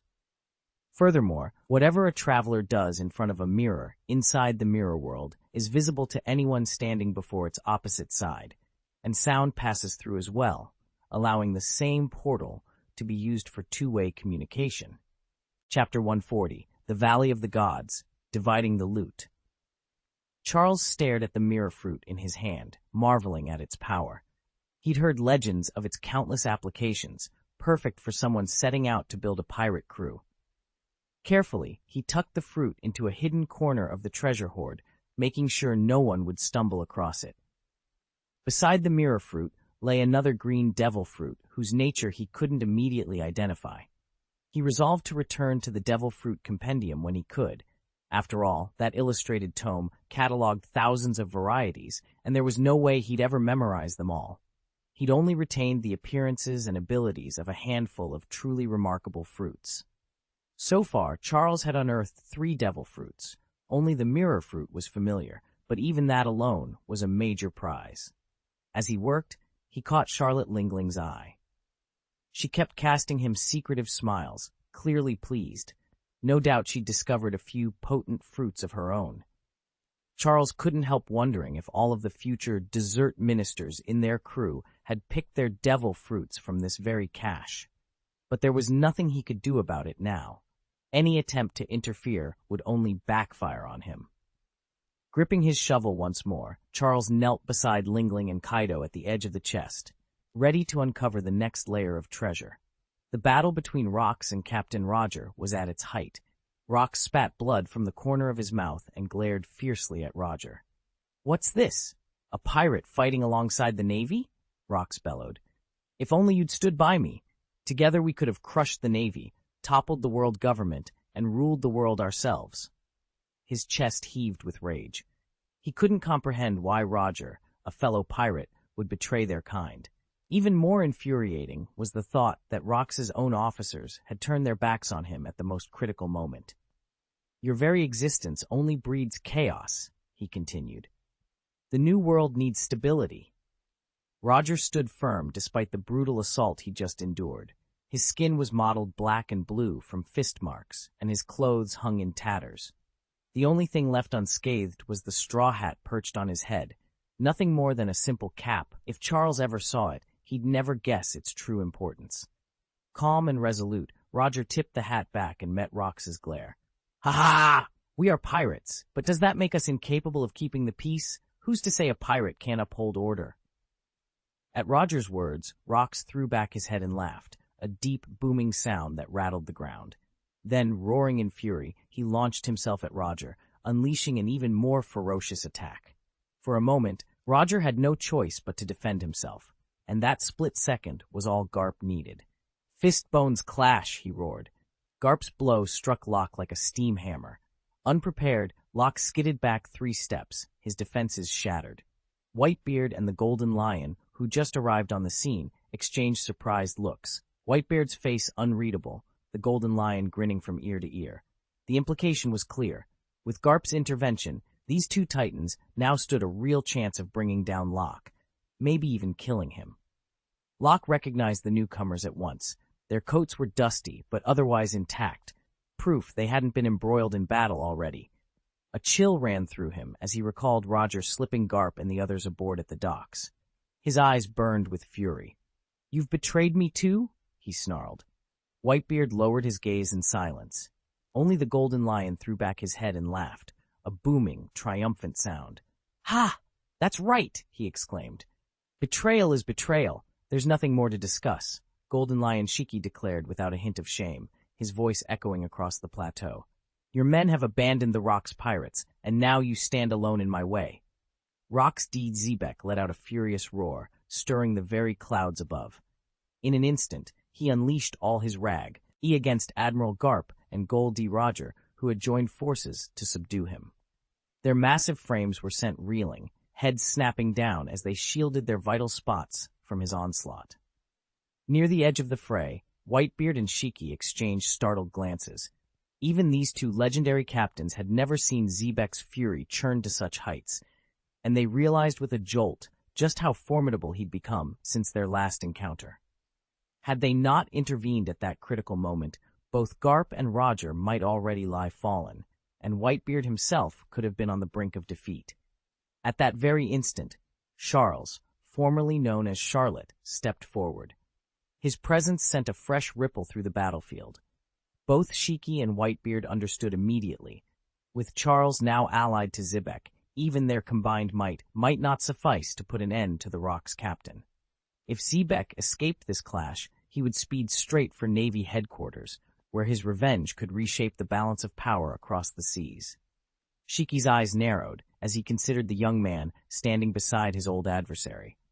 The Golden Lion's grin returned, feral, anticipating the next move in this deadly game. Charles and Lingling were elbow-deep in the rubble of the ancient ruins, prying loose stones and excavating every crevice.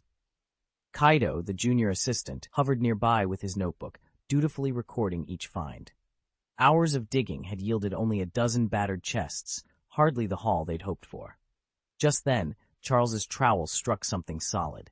He sank to one knee and brushed away the dust, uncovering a moss-eaten treasure chest, half buried beneath a fallen column. Before he could call out, a voice rang from the shadows. "Treasure! Don't leave me out!" Ski strode into view, eyes glittering at the sight of the chest. At that moment, the air around them shuddered.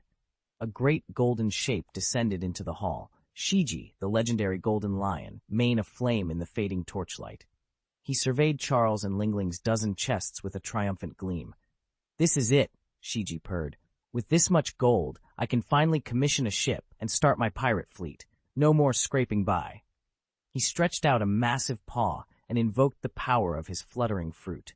The collapsed arches and shattered pillars trembled, then rose into the air as if alive. Hidden vaults and alcoves revealed themselves, and one by one more treasure chests, nearly 20 in all, floated free of the debris, their iron bands gleaming. "Damn it!" Charles snapped, stepping back in disbelief. "Sneaky bastard!" Lingling spat, crossing her arms. They'd labored all day for just a dozen chests, and now Shiji had magically produced twice that many. They exchanged frustrated glances. There was no way they could accept Shiji's sudden windfall without a fight.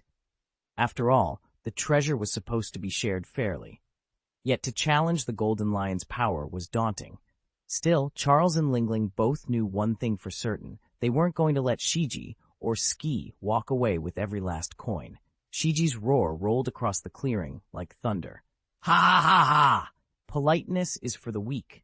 With a single sweep of his massive paw, the golden lion flung a dozen treasure chests into the air. They spun around him, glowing with arcane light as if he'd summoned an impenetrable shield. Behold, Elbaf's gun, the pride of the Viking kings, Shiji bellowed. Demon sword overlord, empty shock. But Charles Lung and Lingling struck without hesitation. Charles's blade sang as he surged forward. Lingling's slender sword whistled in perfect harmony. From the side, Whitebeard charged, fists cracking the earth with each step. Lion Shikiri Valley, he roared, his fist colliding with Shiji's flank in a bone-shaking impact. Shaken, Shiji lashed back with his signature technique, Dead Tree Sakura 10. 10 spectral slashes bloomed into existence, meeting the combined assault head-on. Sparks and raw energy exploded in every direction. When the dust cleared, Shiji lay sprawled on his haunches, blasted backward by the force of their onslaught. 10 of his treasure chests tumbled from the sky, clattering at Whitebeard's feet. Only a handful of boxes still hovered in the air, their energies dimming. Infuriating, Shiji snarled, rising to his feet. His golden mane bristled, and his claws dug furrows in the earth. Across from him, Charles, Lingling, and Whitebeard formed a tight triangle, weapons at the ready, hearts pounding. Shiji paused, nostrils flaring. He cast a cold, contemptuous glance at the three. "Humph," he sneered. "You think you can take every last treasure? Dream on."